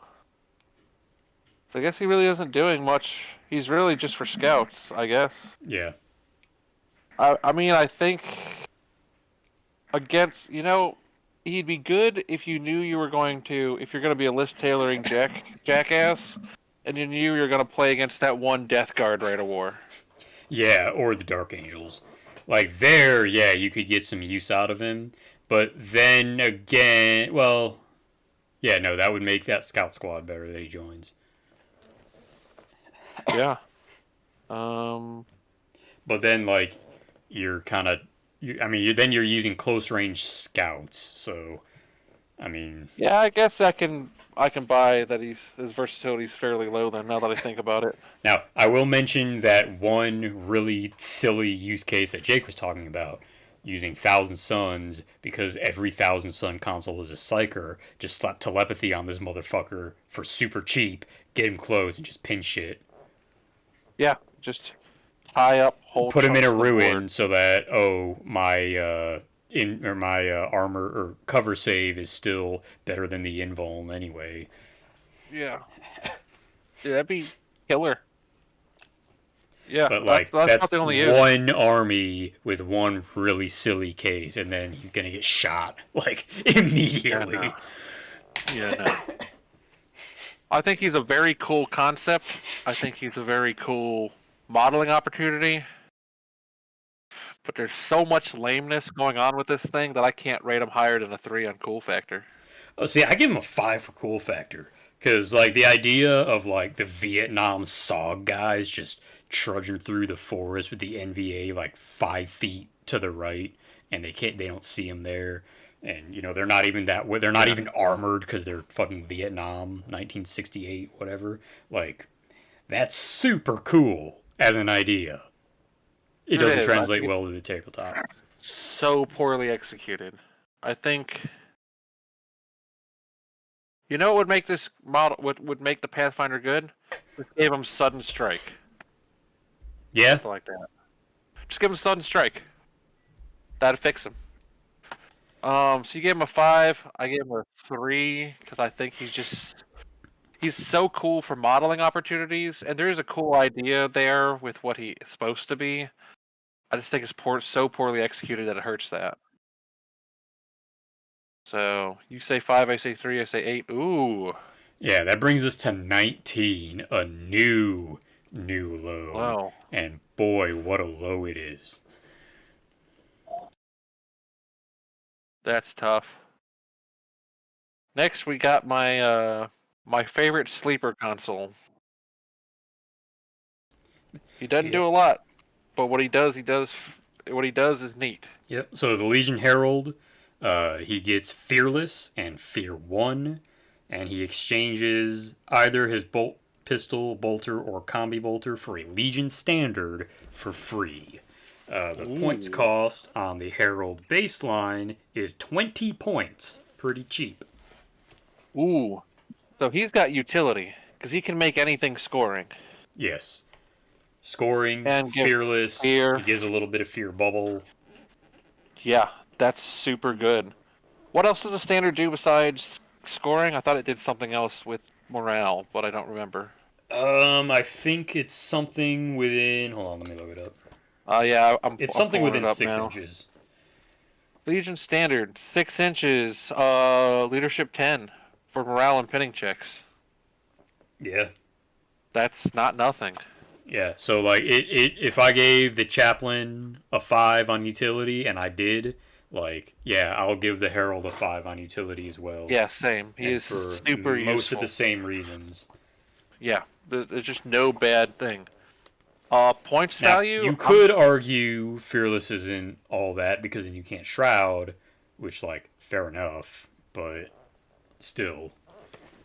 That I think that it's worthwhile, and I think being able to give line to any unit is really good. yeah, and I think the the problem about losing Shroud is more of a versatility problem than a utility problem. Yeah, yeah, I can see that. Because then you're gonna have to be real careful what you stick them to, as far as whether it's gonna survive to deliver. Mm. Boy, is the delivery great. Points value, I'd give him a 5. Yeah, I mean, I would agree. He's less expensive than a chaplain and does Just as many useful. of the same things. Yeah. War gear, I'm giving him a 4. Yeah, I would do the same because he doesn't get anything. Well, he gets a standard. He doesn't have any restrictions, so you can put him on whatever you want, any armor you want, any mobility you want, give him any So weapons you want. yeah, But the Legion standard is a very, very good piece of equipment that is otherwise very hard to come across. and I think the trick people miss with him. There's a trick, and people miss it. You buy your standard for 2 points. You Like buy a you buy a bolter bolter, yeah, and replace that, and then you still have 2 close combat weapons. yeah, So what people always do is they fuck up and they replace the bolt pistol. Don't do that. Keep the bolt pistol. Buy a bolter and replace it. Now you yeah, have 2 close combat weapons. 100%. Yeah, I'm gonna give him a 4. And you said 4. Yeah, Ooh, versatility. I think he's a 5. I think there's so many good spots that you can use him. You can put him on a squad that you're throwing up the field. You can camp a heavy weapons squad on a back objective. Stick him there. yeah. No, I agree. 5 all around. Like, is there's nothing that it's not even like the chaplain where I think I gave the chaplain a 4, I think, just because Yeah, there are some places you don't really want him. No, this guy is gonna be good anywhere. yeah, It's like, oh, you put him on something that already has line. Well, now it has fearless. You put it on something that maybe it already has fearless somehow, where like really high leadership and stubborn, or like terminators that have inexorable. Well, hey, they're fearless, and now they're line too, like line terminators. yeah. Put him on with a bike squad and get Now they're line lying. bikes Yeah, for in any army. Like it's a really good. he's just good. There's no downside. This is a console that has no downsides, man. Yeah, And when I you get mean, the cool if I didn't take 1,000 chaplains for the hatred, I would probably take this guy. yeah. Cool factor. I'm gonna give him a 10. What's cooler than a guy with all the fixins and a 30-foot flag? Yeah, And it's not just a flag; it is the yeah, flag. it is the flag. Because it's not even like every command squad is gonna have the Legion standard, but this is Yeah. like this is the guy. This is the bearer of the flag. This is the one that's gonna get hung up in the Hall of Glory or whatever. Oh yeah. In fact, it says in the book the book description there, the little italicized text, Hmm. that pretty much what does it say? As the wars of Horus Heresy spread to consume the galaxy, billions fought and died under the banners of warlords they had never seen or heard firsthand, and even among those, such as the Legion of Astartes, near religious fervor became common for those artifacts touched by the Primarch, Warmaster, or Regent, and given to a chosen emissary as a sign of authority and favor. Excuse me.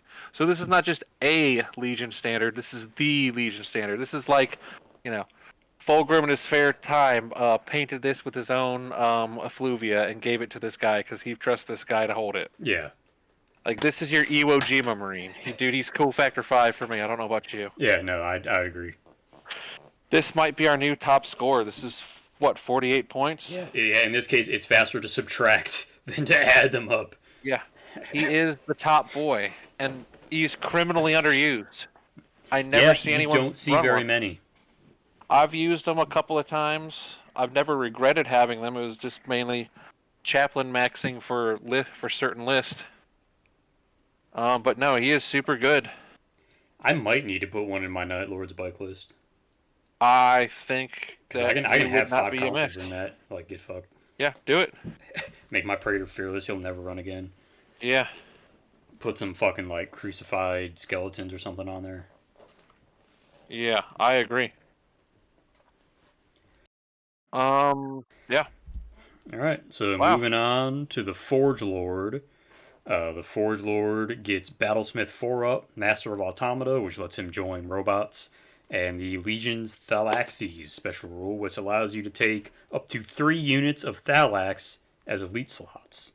And also, those Thalax gain the Legionis Astartes rule of whatever Legion you're doing. I You didn't can realize you also got. take a Machinator Array for free, and can have a Cortex Controller for 15 points and a Cyber Familiar for 15 Ooh. points. For utility, I give this guy a 4. I think Thalax are point for point the single greatest troop unit in the entire game. They come with line, so even if you take them here as elites, they're going to be line, they're going to be fast. They can do, like, Thalax themselves are incredibly versatile. Like, you can do a lot of things with them, and he doesn't even have to, like, go with them. Like, yeah, it's really, and then you have all the Battlesmith and Automata stuff on top of that. Like, you're getting Yeah. a lot out of this guy. No, he's great. Yeah. So the one thing I will say about this guy that makes him utility 4 and not 5 is that I don't think, a lot like the Master of Signals, he's not one that you can just splash into any army. Like, you kind of have to plan around your usage. Ye. I think you. No, I'm gonna give him a 5. Yeah. Yeah. Okay. So you're battlesmithing on a 4. Right. The Legionis Thalaxes and Master Automata is just like icing on the cake. That's the part you kind of have to plan in. He's got a Machinator Array, which is super good. He's super sturdy. He is a very, very sturdy character, Yes. and he's the only console that well, he's one of 2 consoles that affects your dreadnoughts positively. Yeah. So, like, he was very, very popular last edition. Well, he was He lost, popular last edition because he had rad grenades last edition. and he could take what is it? Automata with rad missile launchers, which was super based. Yeah. You can't do that again anymore, so that's a step back. But man, is he just solid? I don't see a problem in using. Like, I don't see I like think the situations where you only don't thing want I him. would say is that getting him to be securely in a place where he can use that battlesmith that isn't, just in the automata unit is a little bit more dicey. Like, either he's running up next to a dread or a tank by himself, or maybe he's sitting in the back. You know, there's, I don't think there's a lot of squads that he loves to be a part of. Yeah, I mean, you're not going to stick him anywhere, so I can see 4 maybe 4, which I think is what you're saying. Yeah, I'm saying 4. Like, he's Yeah, great, but you kind of got a plan for him. yeah. Now points value. Let's see, he costs how many points? Oh, he's Ooh, expensive. He yeah, is he's 40. 40 points. I Yeah, give I'm him a. gonna give. Yeah, good. Go ahead. I was gonna say I'm gonna give him a 2. I give him a 3. Like, Yeah, even before buying the Thalax, he's pretty expensive, and he doesn't do a whole lot by himself. yeah, I give him a 2. Yeah, honestly, like, reading that back again, yeah, I'd say 2 as well. 2, because the things that he does well. So the Cortex controller, you're spending 15 points. The And Cyber also, by Familiar, the way, 15 you're not points. getting automata with this guy. You No, have to get that Cortex controller and then do something else to be able to to have bring that in. automata. Yeah, exactly. So I don't. And the machine array is cool. It's a 25-point upgrade on things that can take it, but other things that can take it. But at the end of the day, unless you're taking the Thalaxes, you're paying 40 points for Machinator and Battlesmith 4. Yeah. That's Which you tough. probably want on some, like, backline artillery units. Can you use Battlesmith inside a transport? I kind of think you can, but I'm not Yeah, you can use 100%. it inside the one that you're in. Yes. Yeah, okay. Which So in a Land Raider or a Spartan wouldn't be awful. stick a Tech Marine. Yeah, Do I mean Battlesmith that's kind of the 5 thing is this guy's for Tech what? Marine plus 40 point. one, Yeah. Yeah, for like what? 40 some. Isn't it 45 points for a Tech Marine? something like that. Yeah, they're Yeah. about the cost of the upgrade. Yeah, so he might actually be 2 or 1 on points cost. He is extraordinarily expensive. It's not a reflection of whether or not he's useful or good, but he's so fucking expensive for what he does, and there are Yeah. so many cheaper ways to do what he does. Now I will say I I say, think the Tech Marine is okay. Tech Marine's Battlesmith 5 up, not 6 up. Okay, so yeah, yeah, I'd say 2 on points cost.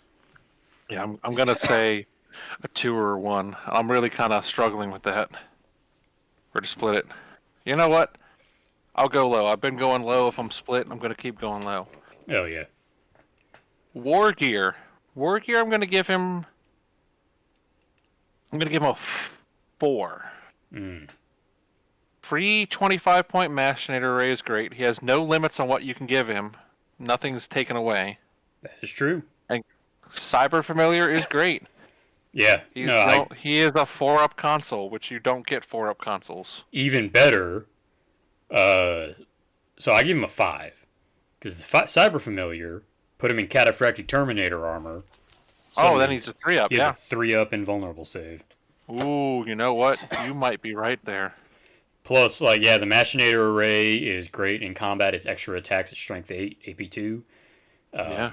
The Cortex controller exists. Honestly, I'm not 100% sure. Brethren of Iron, maybe, is how you get Automata without a Praevian. Yeah, pretty much. Um, Yeah, Allied Brethren of Iron. Allied Mech. Yeah, that depends on the Legion. If they Then you'd can, be if they're Sworn friendly. Brothers. Or that, what's that weird? Isn't there a militia that can bring mech units? Probably. I don't remember if that's meant to be allied or if you could just bring them, but Yeah, I don't remember.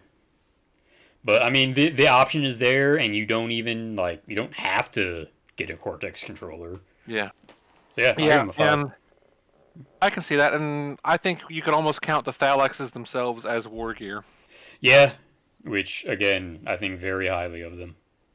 Yeah, I think Thalexes are great. A lot of people forget that after you jump pack your whatever it is, 12 inches that they go, you shoot 13. and 13 inches, you shoot and then can immediately move again. Yeah, And everyone forgets to use that rule. and you're shooting good weapons.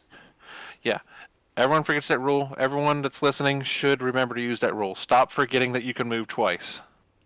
Stop They're having a one of boring Thalax. Stop having a boring game. Stop having a boring life. Exactly. Watch this. You're gonna love my bots. I'm gonna give him like a. I'm gonna go 3 on versatility. Ooh, see, I say 2. You either park him near vehicles to repair, or you park him near or put him with robots. He doesn't want to join the Thalax that he unlocks. They're too fast for him. No, He can't keep up. they are. Like Well, you can't you give him a could jump give him a pack. jump pack, but then they can't do the jump shoot jumps, boot scoot boogie. Right. And Oh, I well, also and like here- I don't know of any squads that like, oh yeah, you want a master of signals to go with your heavy support squad. You want, your pathfinder to go with your scout squad in your padded cell. Like I don't know like where you want this guy to be. I don't know either, honestly. I don't see a good spot for him to sit. Because again, he can't join Dreadnought Talons.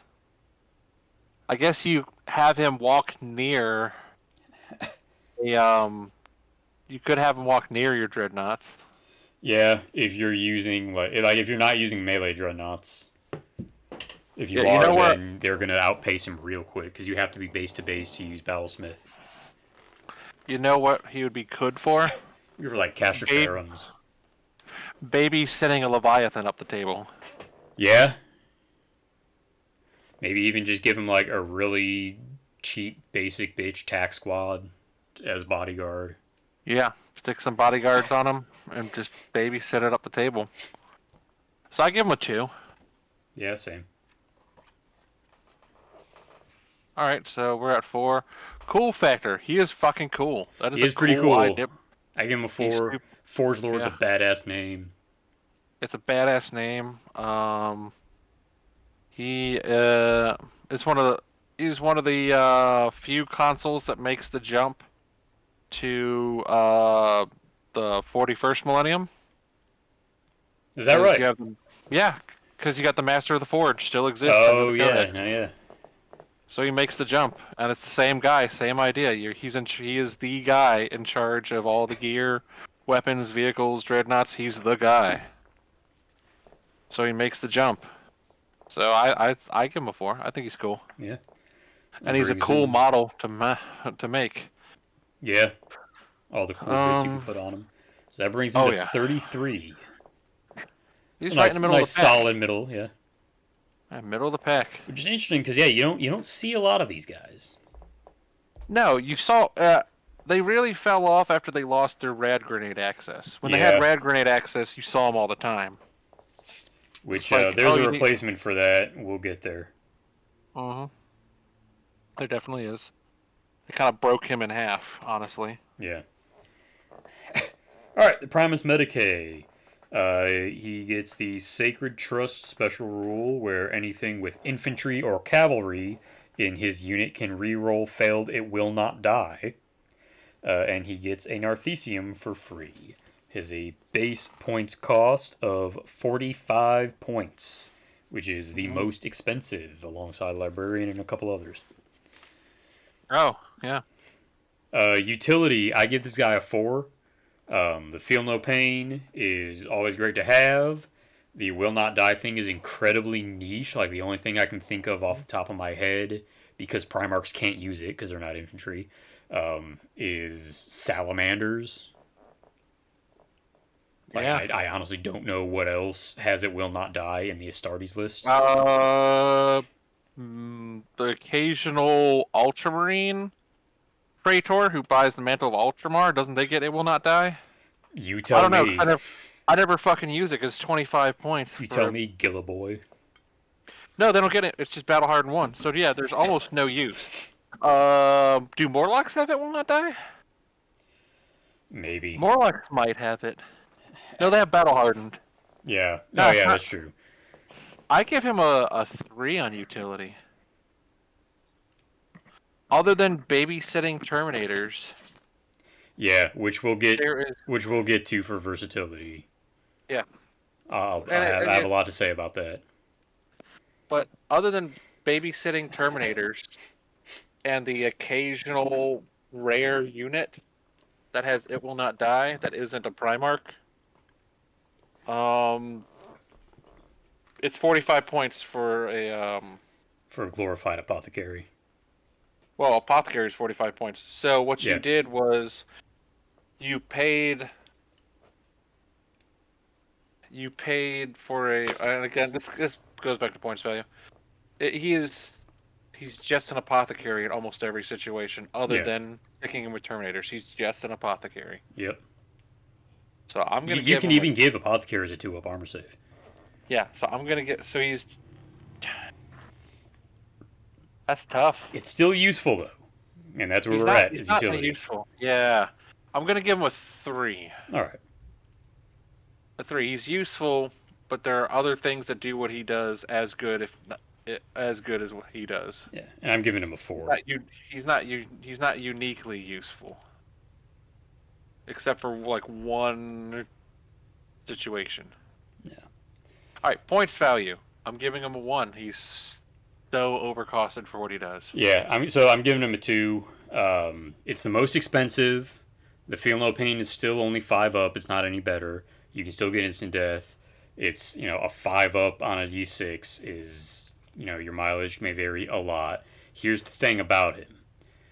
He is a waste of points if he's taken in any squad that can take an apothecary. The only time you want to use this guy, and this will fold into versatility as well, is in any unit that can't take an apothecary, like retinues or terminators. If he's not in a command squad or a terminator squad, what are you doing? Yeah, that is the I used to have one of these in my Night Lords for the bike list as my mhm, like fourth or fifth console because you could do that in Swiftblade. And yeah, I don't run him as a Primus Medicae anymore because he's too many points. yeah. He is so. That's why I ranked him so low. He is too much. War gear. I'm gonna give him a 2 on war gear. I'll give him a 3. Again, he's restricted a little bit. Like you can't give him lightning claws or a boarding shield. Oh no. Anyway, but the Narthesium is pretty good. Like giving a feel no pain is a good thing. Like I will buy apothecaries for all the units that I can afford to buy apothecaries for. Like I think Can you that's get a a needle really gun good still? thing. What? Can you take a needle gun still, or is that gone? Um, It's not in the book anymore. yeah, I don't think that's an option for him anymore. Ooh, yeah. No, I stand by my 2. That's punitive for losing needle gun, Fair. combi needle gun. Because actually, what was kind of secret tech was you could just give him a needle pistol back in the day. Yeah. Even in Terminator armor, he could just take one. And then so then he would have more attacks than the other Terminator consoles. But Mm, alas, he can't do that anymore. So I stand by what I say. yeah. Versatility is extraordinarily low. I'm going to give him a 1. He's only Yeah. got 1 use. Yeah. Same. You put him in a retinue squad or a Terminator squad. That's it. If you're doing anything else, you're just wasting your points, in my opinion. Yeah, Which I is agree. correct. Yeah. I think his cool factor's kind of low, man. He's no cooler than an apothecary. He used to be cooler when he got the special needle gun, but since he doesn't have that anymore, he's no cooler than an apothecary. I give So him a 3 for cool factor. I think the idea of the chief surgeon is kind of neat, and like like that's real. I I agree. put like I use the Fabius Bile kit for my Night Lords guy, and use like Yeah, his Narthesium and the vials sticking out of his backpack and whatnot, and then like the Biles skin cloak I just put like on the back of his bike. It looks yeah, pretty that's neat. cool. So like There's modeling there's neat opportunities. things you can do with him. Who has the one that it's I think he's actually just a regular apothecary, but that has like the fucking beer cooler as his Narthesium thing. Is that Jack? Oh, Does that Jack have that? I think so. The beer. Oh wait. Oh, Oh, you have that. um yeah, in my militia, I used Oh yeah, no, that's right. I remember now. yeah, I used the Imperial Navy pilot with the bean seed case and made a beer cooler out of it. Yeah, yeah. Which I Um, guess isn't a Primus Medicae, so maybe it doesn't no, count. doesn't But count. Doesn't count because he's not a marine. He's yeah. immortal. I stand Um, by I it. think 3 though. I think 3 just because you can do really cool things visually with it. Um, so he's all right. He's nothing special. So this guy scored fairly low. Yeah, 23. Wow, what a fucking stinker. Siegebreaker. Siegebreaker. So the Siegebreaker gains Sunder and Art of Destruction. Art of Destruction means that at the start of the shooting phase, he can give one friendly unit within 6 inches Sunder for the It's duration of even that better. shooting phase. And he also gets a Nuncio Vox, 3 Phosphex bombs, and unlocks the ability to take Phosphex canisters on rapiers and the Morbius Bombard for the Legion Arcater. Yeah. I I'd rate him high. His utility is. I think he's a 4 on utility. Yeah, I say 4 as well. Sunder is what made Last Cannons this edition. So Yeah. being able to give that to any weapon as long as it's within 6, and there's no restriction on what unit that is. It can be Mhm. anything that's within 6: infantry, vehicles, Oh yeah. Uh, Like I mean, the natural choice is going to be to stick with a heavy weapon squad, but a special weapon squad. yeah, you can be super Fucking fucking cheeky and put him next to a Warhound Titan. yup. Stick them. What's the strength on the? Oh, what's that stupid gun? I'm blanking on the tank. Sikaran. The regular Sikaran.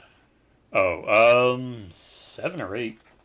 Yeah, give that Joker sundering autocannons. Yeah, Pistol shot. Give it give it to a Punisher and eliminate all rhinos from the table. yeah, No more and rhinos. and then just the ability to hand out phosphex, which is still really good. Like Yeah. it's 20 points per model to take Hmm. phosphex, but it's worth it, and it's an option that you didn't have before. So yeah, I give him a 4 for Ooh, utility. here's a neat idea. Put them on a bike and babysit a squadron of Magnamelta predators. Yeah, Only one model in the unit has to be within 6 inches for him to give Sunder. yep, That's grody. Oh, that's more versatility, but I think his utility is fairly high. I'm going to give him a 4. yeah, agreed. Points value. He is a. How much is he? He's expensive. He is 45 points. 45. Oh, yeah, he's So, another and then big there's money. the cost of phosphex per model for everything you give it to. I give him a 2 for points value. Like the phosphex is still 20 points. So if you have 3 rapiers, that's 60 points for phosphex on those guys. Like in Yeah, that's addition to big the money. 45 that you have to get him. Oh, yeah. And then he's giving Sunder to one squad, which is still good. And he has Sunder himself. So he has Sunder just innate, which means that all his shooting attacks and all his close combat attacks have Sunder. Yeah. Go wild. Yeah. Okay. With that, keeping him on a bike, give him a Thunderhammer and go send him after things. Yeah. Or That's fucking a melt a whole. bombs. That's a close combat attack. Ooh. Yeah.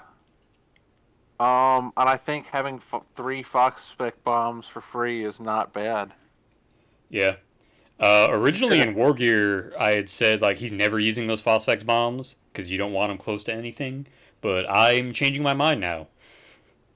Yeah. Like you absolutely can do that and probably be pretty effective. It might be a little weird, like lore wise, like narrative wise, but fuck it, it's who cares? It's cool. Yeah, it's cool. I'm gonna give him a 3 on points value. Yeah, I'm still He going is 2. so he is so fucking expensive, but you do get some neat toys Yeah, and abilities. And it's Sunder on close combat. The fact that it's Sunder, everything is good. yeah. Uh, Um, War Gear, War I'm saying Gear. 4. I can Um, see that. because the phosphex bombs are pretty good. He has 3 of them, and they are one use. Yeah. Which is like most of a game, 3 turns. So he's And probably not going to realistically, run out of them, yeah. and And he Nuncio has Buck is good. no restrictions. Yeah. I think a 4 is fair. He's fairly good. Versatility. I'm gonna So say. Go ahead. say originally I'd given him a 1 because you take him for what he unlocks and not his actual capability. Oh, unless you do something crazy like stick him in a melt a bike squad, he's just gonna hump a heavy support squad or a tank and give them Sunder. Which, yeah, you'd fucking put him in a melt a bike squad or whatever. Like, Yeah. there's a little bit, but yeah, like he's doing the one thing. He's giving Sunder and Phosphex. Yeah, it is the one thing. So the versatility is low, but It's a pretty good thing, but it's one thing. and he gives it to anybody. Anybody gets it. That's the thing. Ooh, yeah. Maybe I bump him to That 2. I'm gonna give him a 3. It's not as good as say what the Chaplain or Herald does, but fuck, is it a good trick? And then cool factor. So I'm of two minds about this. I think he can be a really cool model. You can model him really cool. I think the model they made for him was kind of mid. Sure. So I'm gonna say like I'll give him a 3. Oh, I give him a 5 for cool factor just because the name Siegebreaker and just like the whole concept of this is the guy who brings down the wall. Like that's pretty fucking cool. I mean that is cool. And I think that's one of the things where I like balance between like it is a cool concept, but modeling I don't know. I mean most of the time you're basically just gonna make a master of signals with a thunder hammer. That's what you're gonna make 9 times out of 10. Yeah. That's why I say 3. So 8. That's kind of neat. 8-5, 8-5, 8. Weird. Yeah. Brings him to Um, 34. Nice midline. yeah, which means he's top half. Yeah. All right, the next one in the book is the Armistice. I wrote these down out of order. I got a little out of order here. Oh, sure. All right, the Armistos. He gets heavy, sure. He gets an augury scanner and a cognisignum for free, and he can select a heavy weapon for varying points costs, and they're all master crafted. And to get your Armistos is 15 points. Utility, I give him a 2. His gear is good. He can't use it all because if you use your Cognisignum, you can't use your Mastercrafted Heavy Weapon. If you pay for the Mastercrafted Heavy Weapon, you're not using your Cognisignum. Yeah, I give him a 1. Yeah, I I don't think think he does anything. I don't think there's anything he does that the Master of Signals doesn't do. better. Yeah, The because only you're thing he still does having to pay up to 15 points for the heavy weapon, by the way. on top of the Like 20. that's a yeah No, that's a 15. point cost. That's Yeah, a so if point you give cost. this guy a las cannon, you're doubling your investment. Yeah, and that's gonna go into points value where I'm also gonna get all over him and give him a 1. Yeah, I said 3. You don't get much, but he is pretty cheap. But he's also more expensive than the Tech Marine that you probably ought to use instead. Kind of like Right. the Primus Medicae, except this guy doesn't have really any cases where he's better than a Tech Marine. Right. So Unless he's you really want to use that one Mastercrafted heavy weapon. I think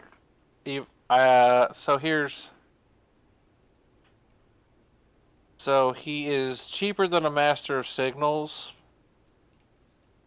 but also much less useful for that cheapness. Yeah, So he's sort of in my eyes, he's the same cost as a Master of Signals when you think about what you're paying for. sure, sure. And his other trick is to give him a Master Crafted heavy weapon. No matter what heavy weapon you give him, he is still the cost of like you could just take 2 or 3 more dudes Yeah, with that heavy weapon. So I give him a 1. You gave him a 3? yeah. Yeah, I do not rate the Armistice very highly. War gear, I'm gonna give him a 1 because the war Really? gear, yeah, because the war gear he gets access to forces him to not use the war gear he gets for free. Yeah, no, that's true. I said 3 for War Gear because while the Cognisignum and the Augury Scanner are good, if you use that Cognisignum, yeah, you don't get to shoot your Mastercrafted gun, and he also has no mobility. Yeah, And he can't run because he's heavy. yeah, he's he's a fucking stinker. I Yeah, hold to it. basically that the 3 is riding really hard on that Augury Scanner and Cognisignum. Yeah. I give him a 1 on versatility too. Same. So, Yeah, and the then fact that he's heavy means that he's only there to buff a heavy support squad. Like Master of Signals doesn't have heavy, so they'll lose the benefit from that if you put him in one of those. Which I mean, it's not that big a deal. You could still be just use a master signals for that and just tank whatever like havoc launcher or whatever comes your way. Yeah. There's not a whole lot of blasts that you want that heavy for anyway, especially as a heavy support squad where it's going to be long range stuff. Yeah, and remember the heavy support squad, when you say Havoc Launcher, there's nothing he does that the Sergeant doesn't do. Yeah. 'Cause Sergeant could just take Artificer armor. Yeah, I mean that's true too. Yeah. And Um, you just have a Tech Marine in the cognitive like he does the one thing. He is the heavy support squad guy. yeah. And I don't think he's that good at it. Yeah. Which is why I also give him a fairly low rating on cool factor. I give him a Like 2 for cool. I'm Whatever. gonna stick with my ones, man. I think he's not that fucking cool. Oh hey, I'm slightly better at shooting las cannons than the regular guy. That's his thing. Which So brings us wow, to the insanely new low of 16. Jesus Christ. What You a know, fucking stinger. when I set out on this, I thought for sure the Pathfinder was going to be the lowest one, but I mean, goddamn, if you use an Armistice and use him effectively, please tell us why. If they let you have writing utensils in the cell they keep you in, you insane person. Yeah. If you used them and he won your game, tell us why you're playing against 5-year-olds in 30K. Yeah. What special needs person did you beat up? Wow. Fuck. You know what? That has the distinction of being the only thing that I gave straight ones to thus far. Wow, yeah. Jesus. You know, That's rough. I know Jake used to use one for his Blood Angels last edition, but that was when he gave everybody Mastercrafted. He was actually good then. Yeah. That would be worth. This not worth it. Yeah. So that brings us to the Moritussi. To the Mortussi. So Mortag gets Scout, Counterattack, assumably Counterattack 1, it doesn't specify, Bitter Duty, and Chain Fire. Also, he can never be your Warlord.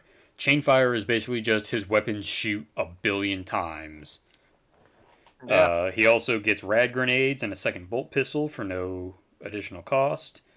He can also take Disintegrator Pistols for 20 points each. Yeah. So, right off the bat, Bitter Duty got FAQ'd, such that it basically doesn't mean anything on independent characters. It just means that he's the only guy that can join destroyers, but he can join anyone he wants now. So that shoots his utility through the goddamn roof, in my opinion. Yeah. I'm going to give him a 4 for utility. Rad grenades can absolutely break some builds. Like, you put this guy in a Rampager squad with Meteor Hammers, which are Strength 6, Breaching 5 with Reach, and your opponents are suddenly Toughness 3. Like, good lord.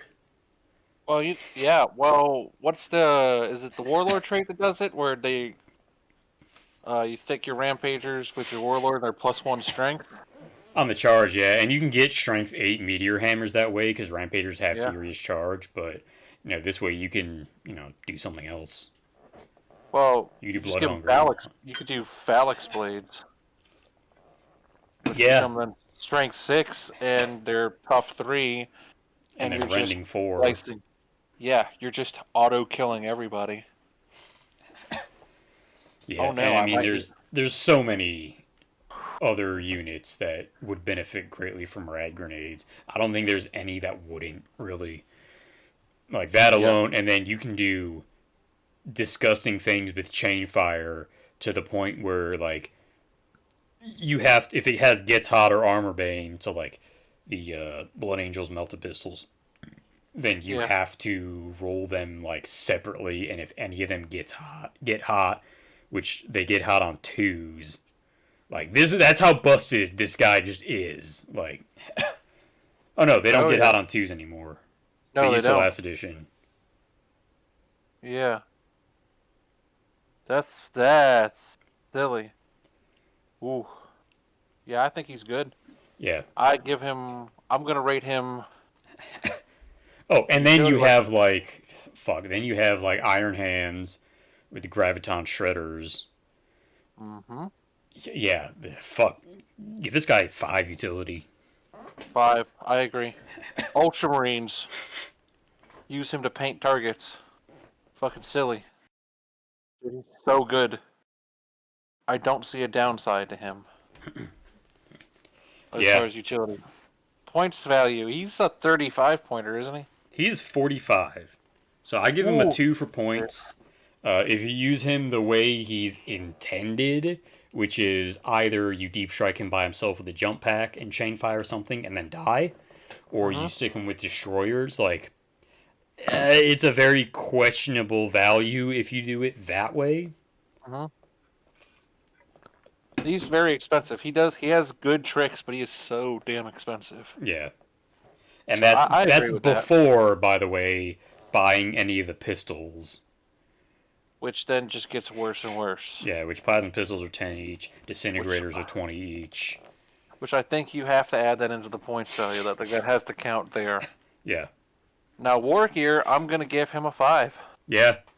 I I'm gonna say 4, just because. Well, no, I was thinking about just rad grenades. When you throw disintegrator pistols in there, and then you throw Kurt Angle into the mix, yeah, he's a 5 on warrior. Yeah, he's a 5. He's a wrecking crew. Versatility. I'm gonna give him a 4. Yeah, same. He's got good use. He's good for the shoots. He's good for the gonzo kill something and die. The suicide run, if you will. He's good for the rad grenades and babysitting something into close combat. Yep. But he's not one size fits all. Cool Yeah. factor's a 5. Or sorry, so you said 4 as well, so that's an 8 in that category. Yep. Cool factor is 5, man. I give him a 4. I say he's 4 edgy for me. Like So, he's a cool idea. Um, it doesn't really tickle me the way some of the other ones do, but he's neat. so you could take him as like Owl the Edge. Look at my double guns. I'm that one chick from that vampire movie. Yeah. Or you could take him as Big Iron. Yeah. He's your cowboy space marine. Oh yeah, I've thought about and I forget where I heard this idea. It's not original, but of doing like cowboy themed Raven Guard, Yes. and they're all just like yeah, the big irons, more tats. Hell yeah. Big Iron on his hips. So that gives him a fairly high score for us. Yeah. He's 29, 37, 41, I get? Yeah. Is that what you get? Yep. Ooh. So he is He's pretty up there. tying he's tying his way into top 3. He's number 4. He's top 5 so Yeah. far. 100%. I don't see him used very often. He's not really. And when I do, And it's I know usually we being used did bad. joke about the Moritat meta for a while once they dropped that FAQ, Yeah. but I've heard of him being used a lot. I haven't seen it very much, um, which I kind of think is a mistake, honestly. I mean, so it's one of those FAQs that I'm not happy about. I'm gonna make that perfectly clear. I don't think giving bitter duty no restrictions for independent characters is at all in the spirit of what bitter duty is supposed to be and what the lore of the Moritat is supposed to be. Yeah. But fuck it, it's there. Yeah. It only affects Moratat and what Kinja. Destroyers. Oh, What about for bitter duty. I don't even know if Kinzai has it. No, wait, he doesn't, because that's the joke, right? Is that he's the guy that should be in charge of Evan Keshig, and he can't. Is that his thing? No, that's the other thing that's like bitter duty, but not. Yeah, But that's the Harash is what Koresh, yeah, Evan Keshig have. which is just Oh yeah, because you Mongolian want bitter to duty, make Kinzai have your Keshig squad. and I don't think he can. You can give command squads power glaives, which is Yeah, probably Not as good because Black Evan Keshig have a Feel No Pain, but Yeah, they're also weapon skill 4. Anyway, that's neither here nor there. just neither here nor there. All right, I still stands that Moritat's pretty fucking cool. Yeah. The only time I ever see them is Blood Angels players using them to flail and die, trying to get into 3 inches range. Yeah. The only time I've Uh, ever seen him is guys using Coyote's Nex in Raven Guard because he's the oh, you know Moritat what? Prime. Oh yeah, the fucking Coyote's nuts. yeah. He just basically doesn't he have like special guns, but they're legitimately just 44 magnums. Basically, yeah. He's the what's the guy that gets the guitar riff in Fallout that shows up as it's like a feat you can take. Oh, Fucking the mysterious stranger. stranger, yeah. Yeah, you know, he comes in, he plays this riff, and then dies immediately. That's how he disappears immediately, is by dying. Yeah. Um, Mortificator. All right, so the Mortificator is an interesting one. Basically, he gets to have a single Contemptor with his Force Orc slot that he joins as a part of a unit. He gets to Battlesmith 6, that guy, and it also gives that Dreadnought It Will Not Die 5 up.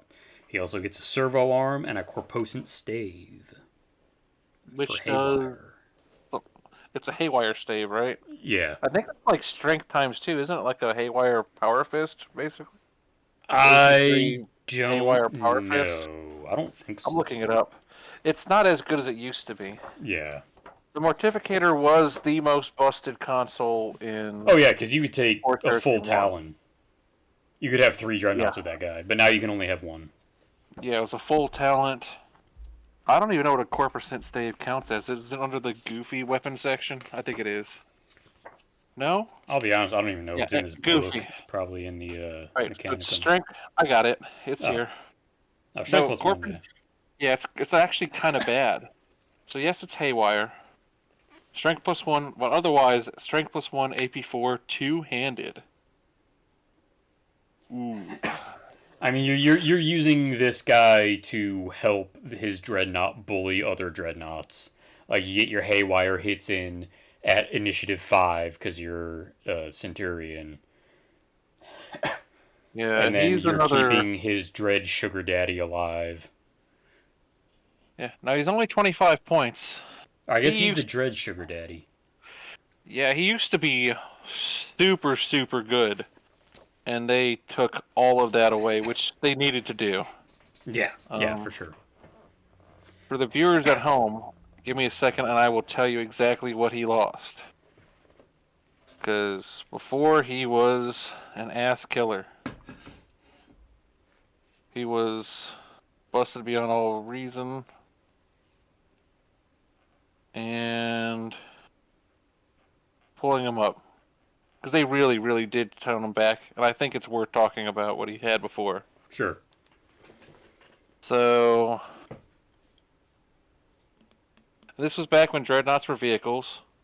Mm-hmm. And he was the same, he was a very similar cost. He was a 25 point upgrade. He gave them the ability to ignore um, glancing or penetrating hits on a 5 plus. They just ignored it. Mm. This was after saves. Oh, yeah. Shit, I forgot about that. The core percent save had concussive back then, which it lost. Yeah, and he could take up to 5 dreadnoughts as a Talon. You could Yeah, it take was Talons with it 5 was contemptors. the grossness was only mitigated by the fact that dreadnoughts weren't the super scary ass kickers they are now, because you could Yeah, just blow them up. right, but was neat. However, that ability to ignore wounds is a big deal. Right. So, and it changed the Dreadnought talent by making it a 5. So, not only to become a 5-man talent, but then they had to stay together in coherency, it looks like. Yeah. But they could split fire to anywhere they wanted. They could all pick different targets. Mm. and you had to, unless you were getting precision shot, all hits had to go against the dread. You had to cut through that Oh dreadnought. yeah, that's not in here anymore. No, you had to cut the dreadnought to get to him. Well, okay, so I guess that isn't that big a deal because wound allocation is different in this edition. Right. So you And can here's just allocate them all to the dreadnought anyway. and here's the other goofy thing. In the assault phase, if at least two of the dreadnoughts targeted the same thing in close combat, they just got thunder and shred. Oh yeah. So and that was for 25 points back in the day. He used to be so fucking busted. Yeah, this was like what, book 8 or 9? Yeah, he was a book 8 model. Yeah. Yeah, and he was gross beyond reason. So they tuned him down, and rightly so. Yeah. Now, with all Um, that said, I still give him a 3 for utility. Putting a Contemptor in your HQ slot and making it harder to kill while freeing up your elites for other things, I think that's pretty good. I think that's pretty fucking good. I give that a 3. Yeah, there's not a you're not always gonna want to do that, but there's never a thing where that's a bad option. Right. Points, I give him a 4. It's 25 points to give a Dreadnought It Will Not Die. Or I guess it's 85 points all told to give a Dreadnought It Will Not Die, but It Will Not Die is pretty good. And he does get a haywire weapon for free. Yeah. So, robots can fuck off, as can other dreads. Yeah. I I can see that. I think I agree with you. War Gear, I give him a 2. The Corpos and Stave helps him fight other dreads, and okay, sure. Now, I would say that, especially since he can't take any sort of ride. Yeah. So he's slowing that dread down.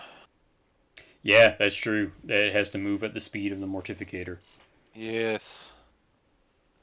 Versatility, I'm gonna give it a 1. Yeah, 1. He babysits your Dreadnought. He literally can't do anything else because he can't join other units until that Dread is dead. Even if he does join other units, he doesn't do anything for them. Correct. All he does is he only has one use, to put a single Contemptor in your HQ slot. So yeah. Rule of Cool. I think conceptual wise, he's a super cool idea. Yeah. He's super, super cool. I don't know that he's that cool in the modeling. Like, take a Tech Marine, cut the top of the axe off. Yeah. That's the model. So I give him like a 3 or a 4. I give him a 4 just because, hell yeah, Dread Sugar Daddy. I could see that. So he sits 10, 20, 28. Alright. Not too bad. Not great, but certainly been worse. Alright, and the last of the generic consuls, the Legion Praevian. So this guy gets Master of Automata and Legionis Cybernetica. So he gets to join Automata units, and also you get to take a single Castellax or single Vorax Maniple as part of his Force org chart. They get the same Legionis Astartes rule as he has, but they can't take any other Legion-specific war gear. He gets a Cortex controller for free, and like the Forge Lord, he can get a Cyber Familiar. Yeah. And he is a baseline cost of 35 points. So you use this guy extensively. Tell me what you think. I think... So he's a model that he's super, super cool for if you want to do something different. You want to bring something into your army that you're not already doing through either the Castellax or the Vorax.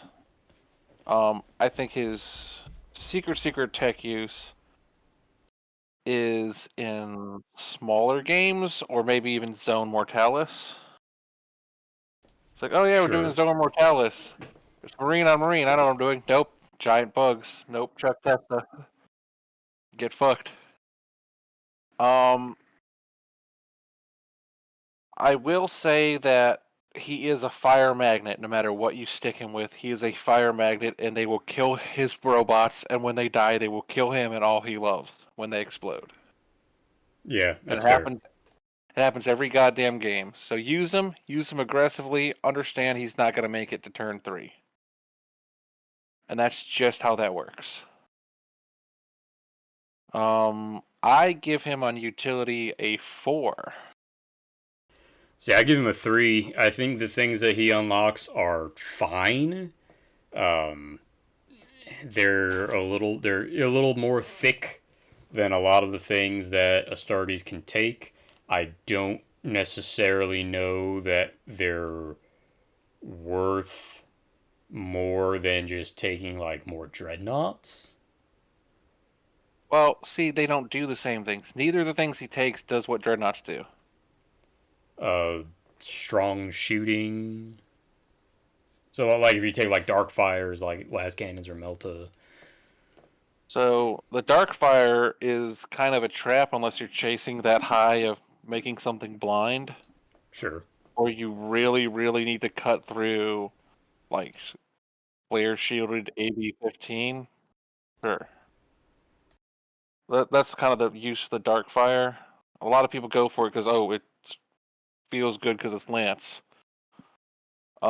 I think the multi-melta is the sleeper choice there. It's just a reliable multi-melta platform. Put a couple multi-meltas and walk them up the table, and have a character babysit them.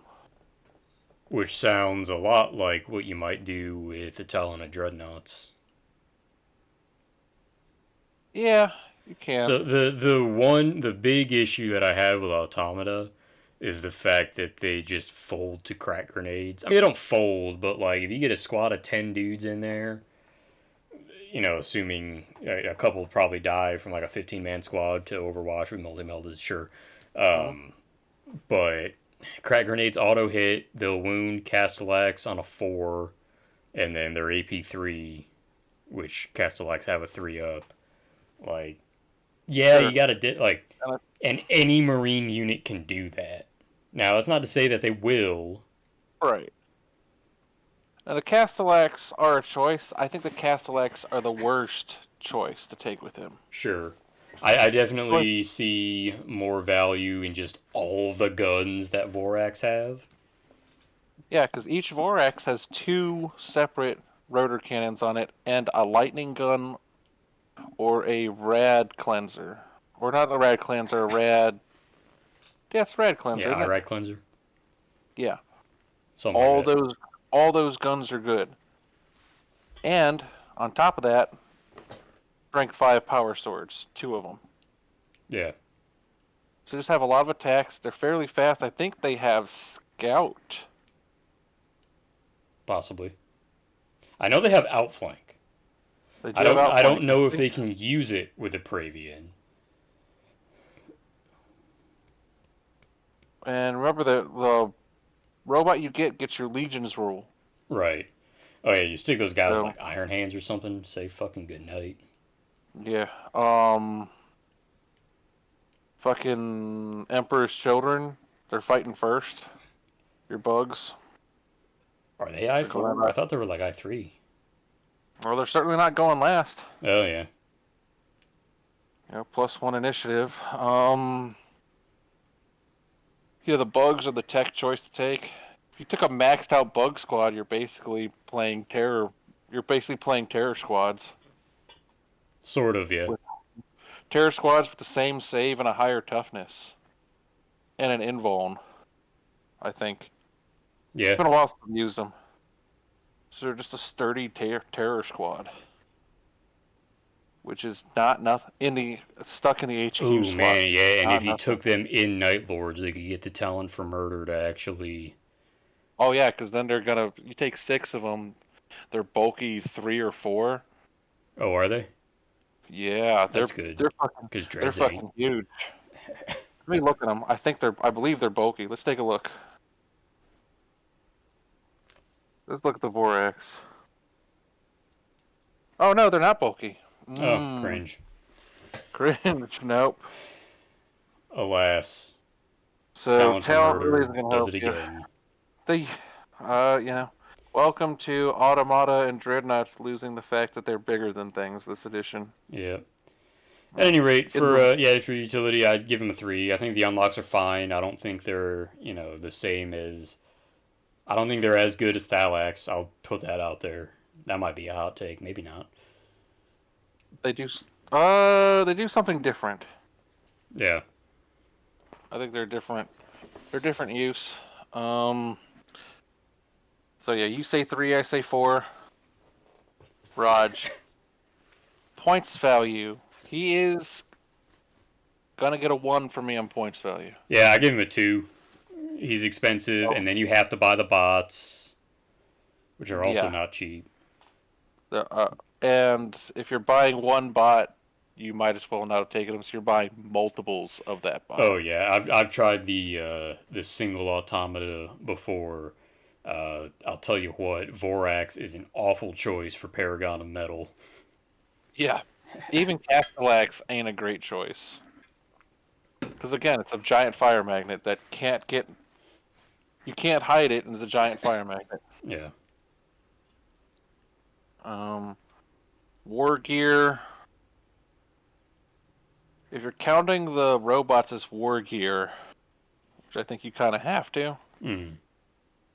So he's got the cyber familiar. He's actually using that free Cortex controller. Yeah. Now he does lose bikes, jet bikes, jump packs.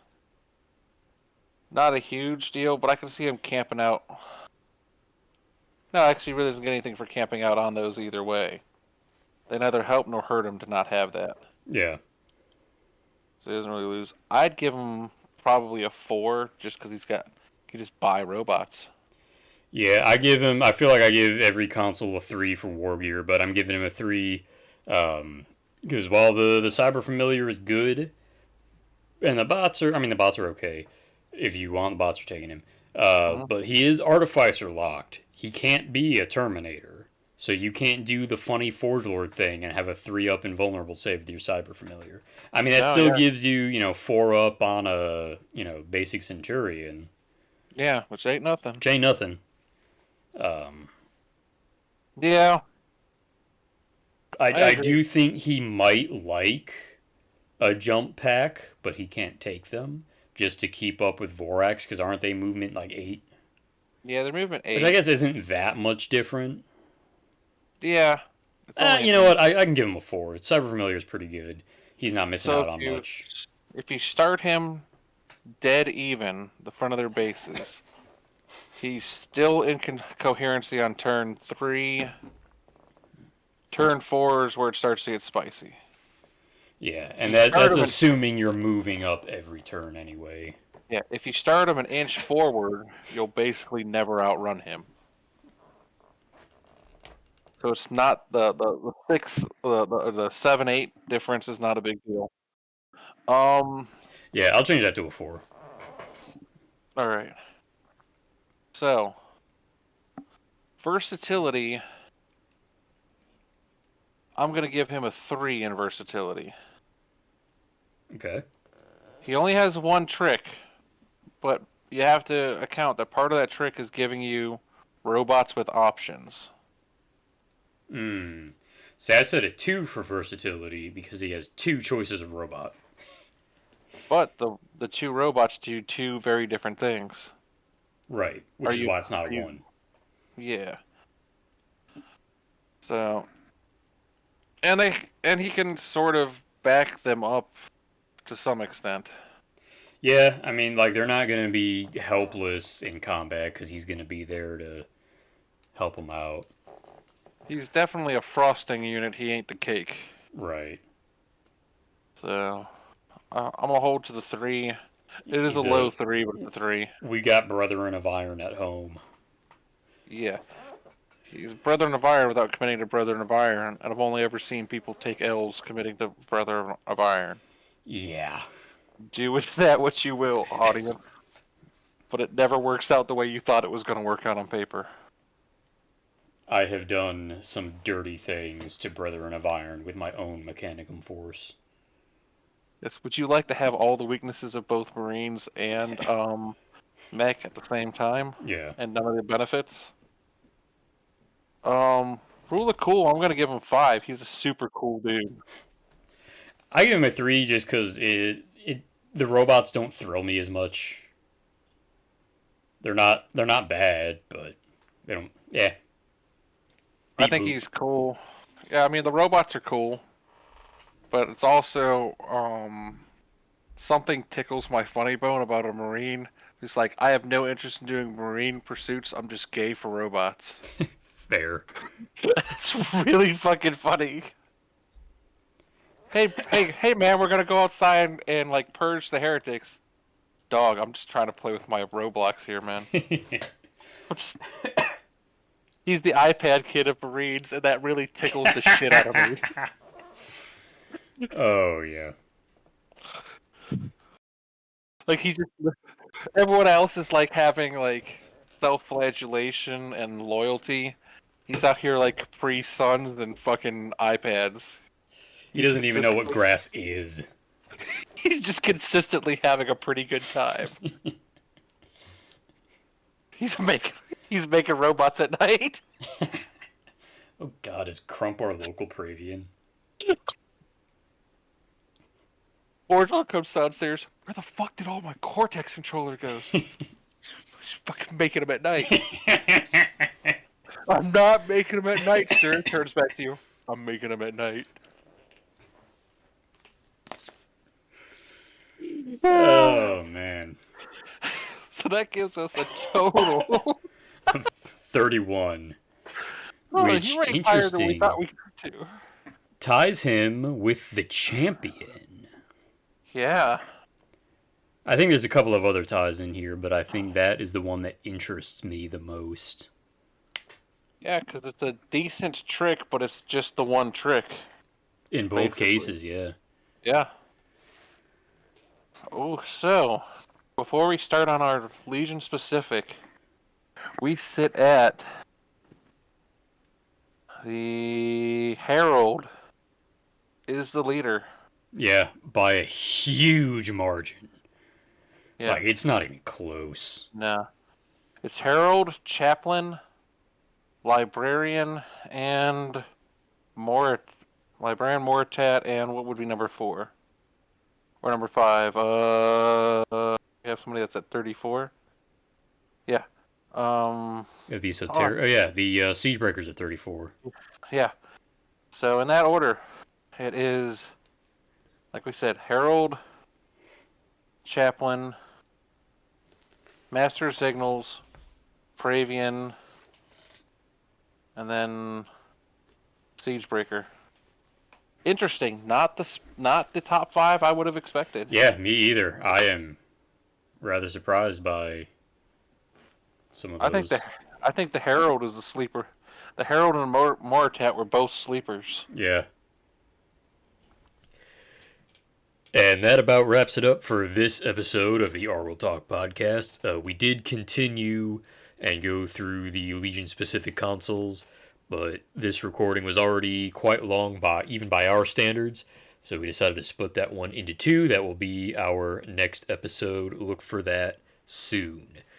If you have any comments, concerns, maybe there's a console in here that you really like that we really poo pooed on. Maybe there's one that you think is god awful that we praised to the heavens. Leave a comment below. You can send an email to argeltalkpodcast@gmail.com. And until next time, just remember to call your internet service provider and complain. Nothing specific, just, in general.